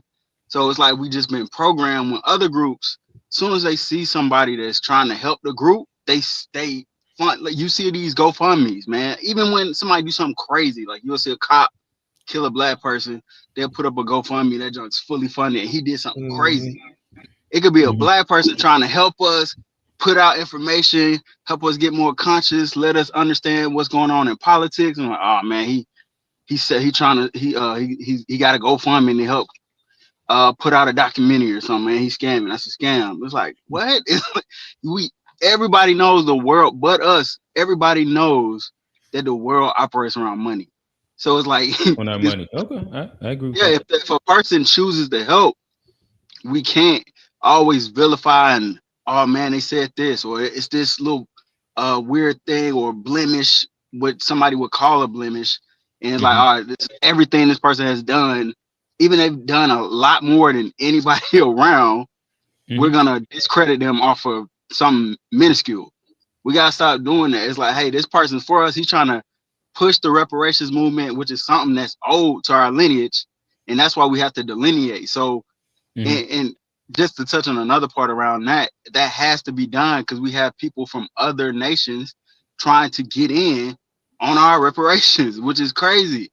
We not over in Jamaica, the Bahamas, or wherever slavery was, and like, hey, y'all, we all Black. Hey, I need to get some of y'all stuff. We try to stay out of everybody's business. The only thing everybody gets in our business, and then we gotta check it. Then it's like, oh, y'all being divisive. It's like y'all ain't saying they divisive when they tell us we can't do this in their homeland. But when they come over here, we just supposed to let them. Everybody Black, they can get everything that we benefit off of. Struggle, people that been tortured, killed, but it's like, hey, they just got over here. They're the same. It's like, no, you gotta. It's a delineation. This is just for us, and whatever's for you is for you. Whatever is for us is for us. So it's like when people try to come into our lane, that's when you get checked. And then so I got a question for you, TBI. Like, and the thing is like when the FBA movement introduced the idea of delineation to me. Like I said, my wife is Eritrean, and so I got a whole side of step side of the family, or not step in-law side of the family that's Eritrean. And we actually had conversations about them, like not like you're not Black. And the point of what I was I can say, yeah, I've had the conversation with my wife and her brothers, and they're like, yeah, you're not Black, you know what I mean? And because this is two different things, and they agreed. They said that like when they came into school at grade school age, like they were always told to check Black on all of their like school documents and all of this shit. So they've been kind of socialized to to put us all together. So that's one thing I would say. But my question to you is, do you think that there's a better way to go about it versus like just like talking shit and like making just the jokes, like, you know what I mean? Do you think that like that is a productive way of delineating, or do you think that you can just like, instead of making the like talking the shit, like just making the case that you're like that there is a difference, and like we can't say that we are y'all, you know what I mean? We can't just go and be like, oh yeah, I can't be Eritrean. You know what I mean? I can't just do that and just turn myself. Do you think that there's a better way that y'all can go about doing it? I think what you see sometimes with foundational Black Americans is it's a response, because we are the only melanated or Black people around the world that have tried to lift everybody up. Even y'all talk about Tariq Nasheed, his documentaries were about shining light on Black history all over the world. So we always been accepting of people, but recently we start to see like, oh, these people got terms for us like Akata and Yankee, and it's derogatory. It was like, oh, we thought everybody was Black and we loved each other, and we found out that like, oh, these people parents told them not to associate with us. And Akata is a derogatory term for a Black American. So I think you're seeing the reaction like, oh, we have a different energy for y'all now, because we thought we was back y'all, we was wearing dashikis in the 90s and trying to connect, and the whole time y'all didn't want to connect. Because I mean, think about how long we've been over here, bro, and if it was a real connection or something going on, they would have really set something up already. But we're figuring out it's like, hey, it's nothing there, and we have to check, because people are trying to, when somebody's trying to kind of get over and take something that's yours, you're gonna have to be more aggressive with those people.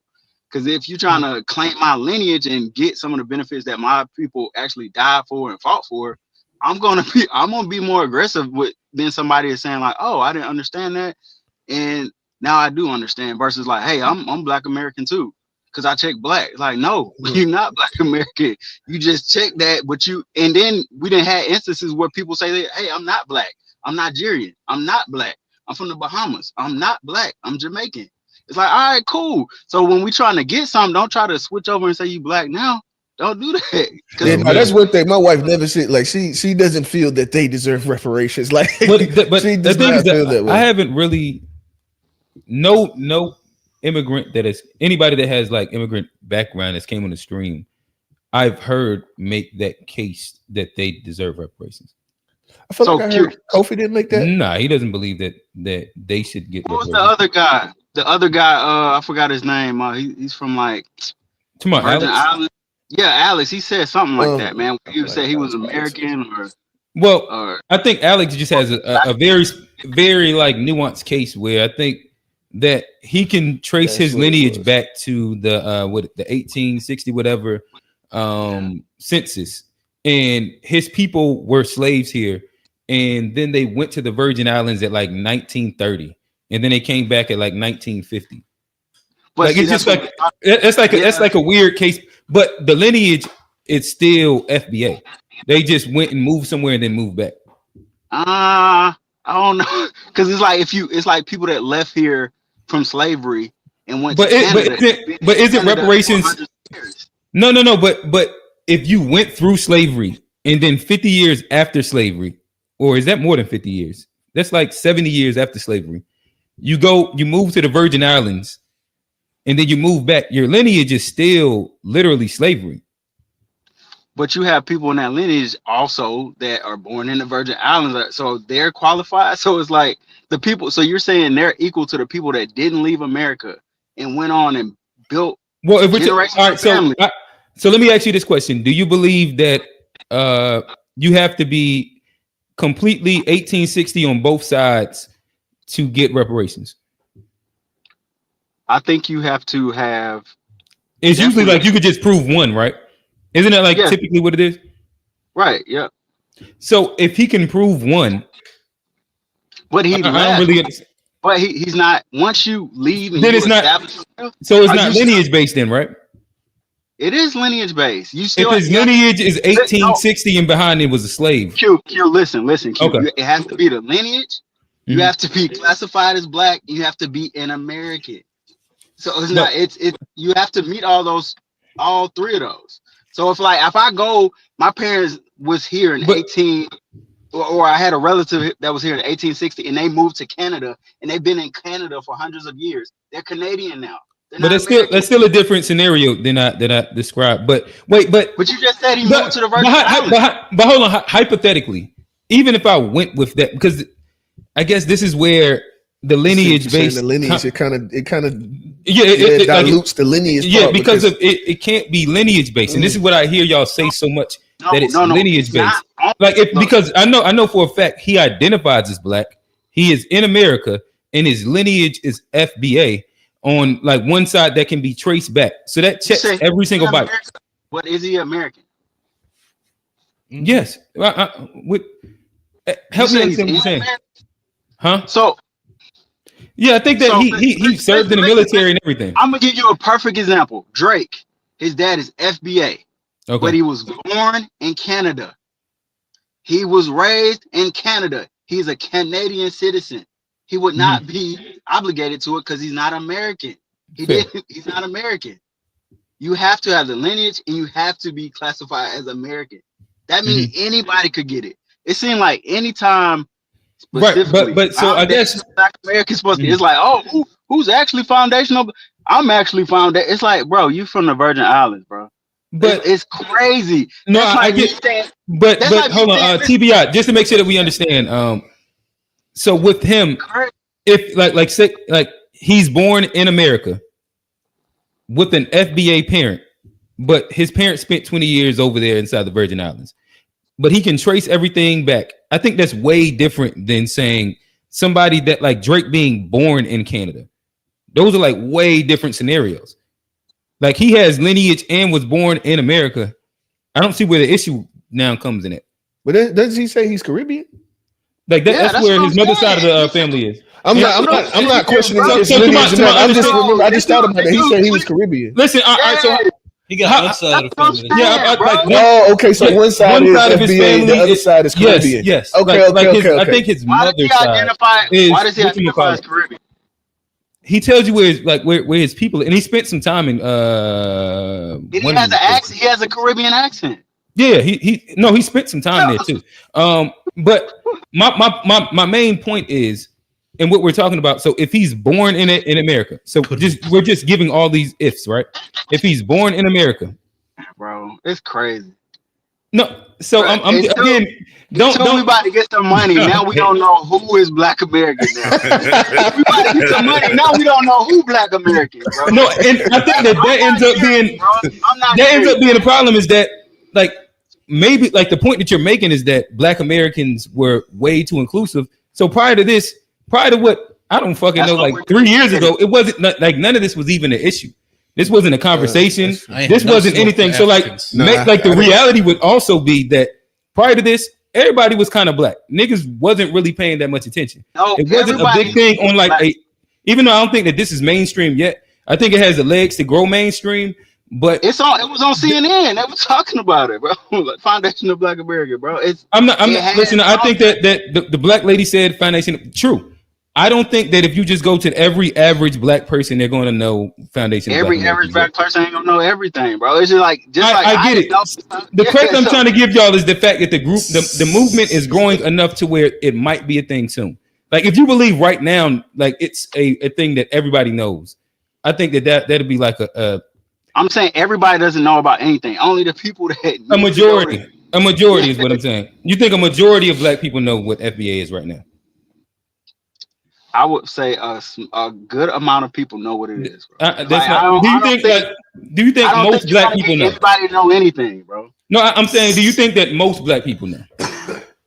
I think a good amount of black people know. Okay, sorry. So you won't answer that question. You're just going to the point. And that's what I'm saying. Like it's a movement where most people don't really delineate yet, and we're pushing the idea that it should. I don't disagree with the idea of delineation.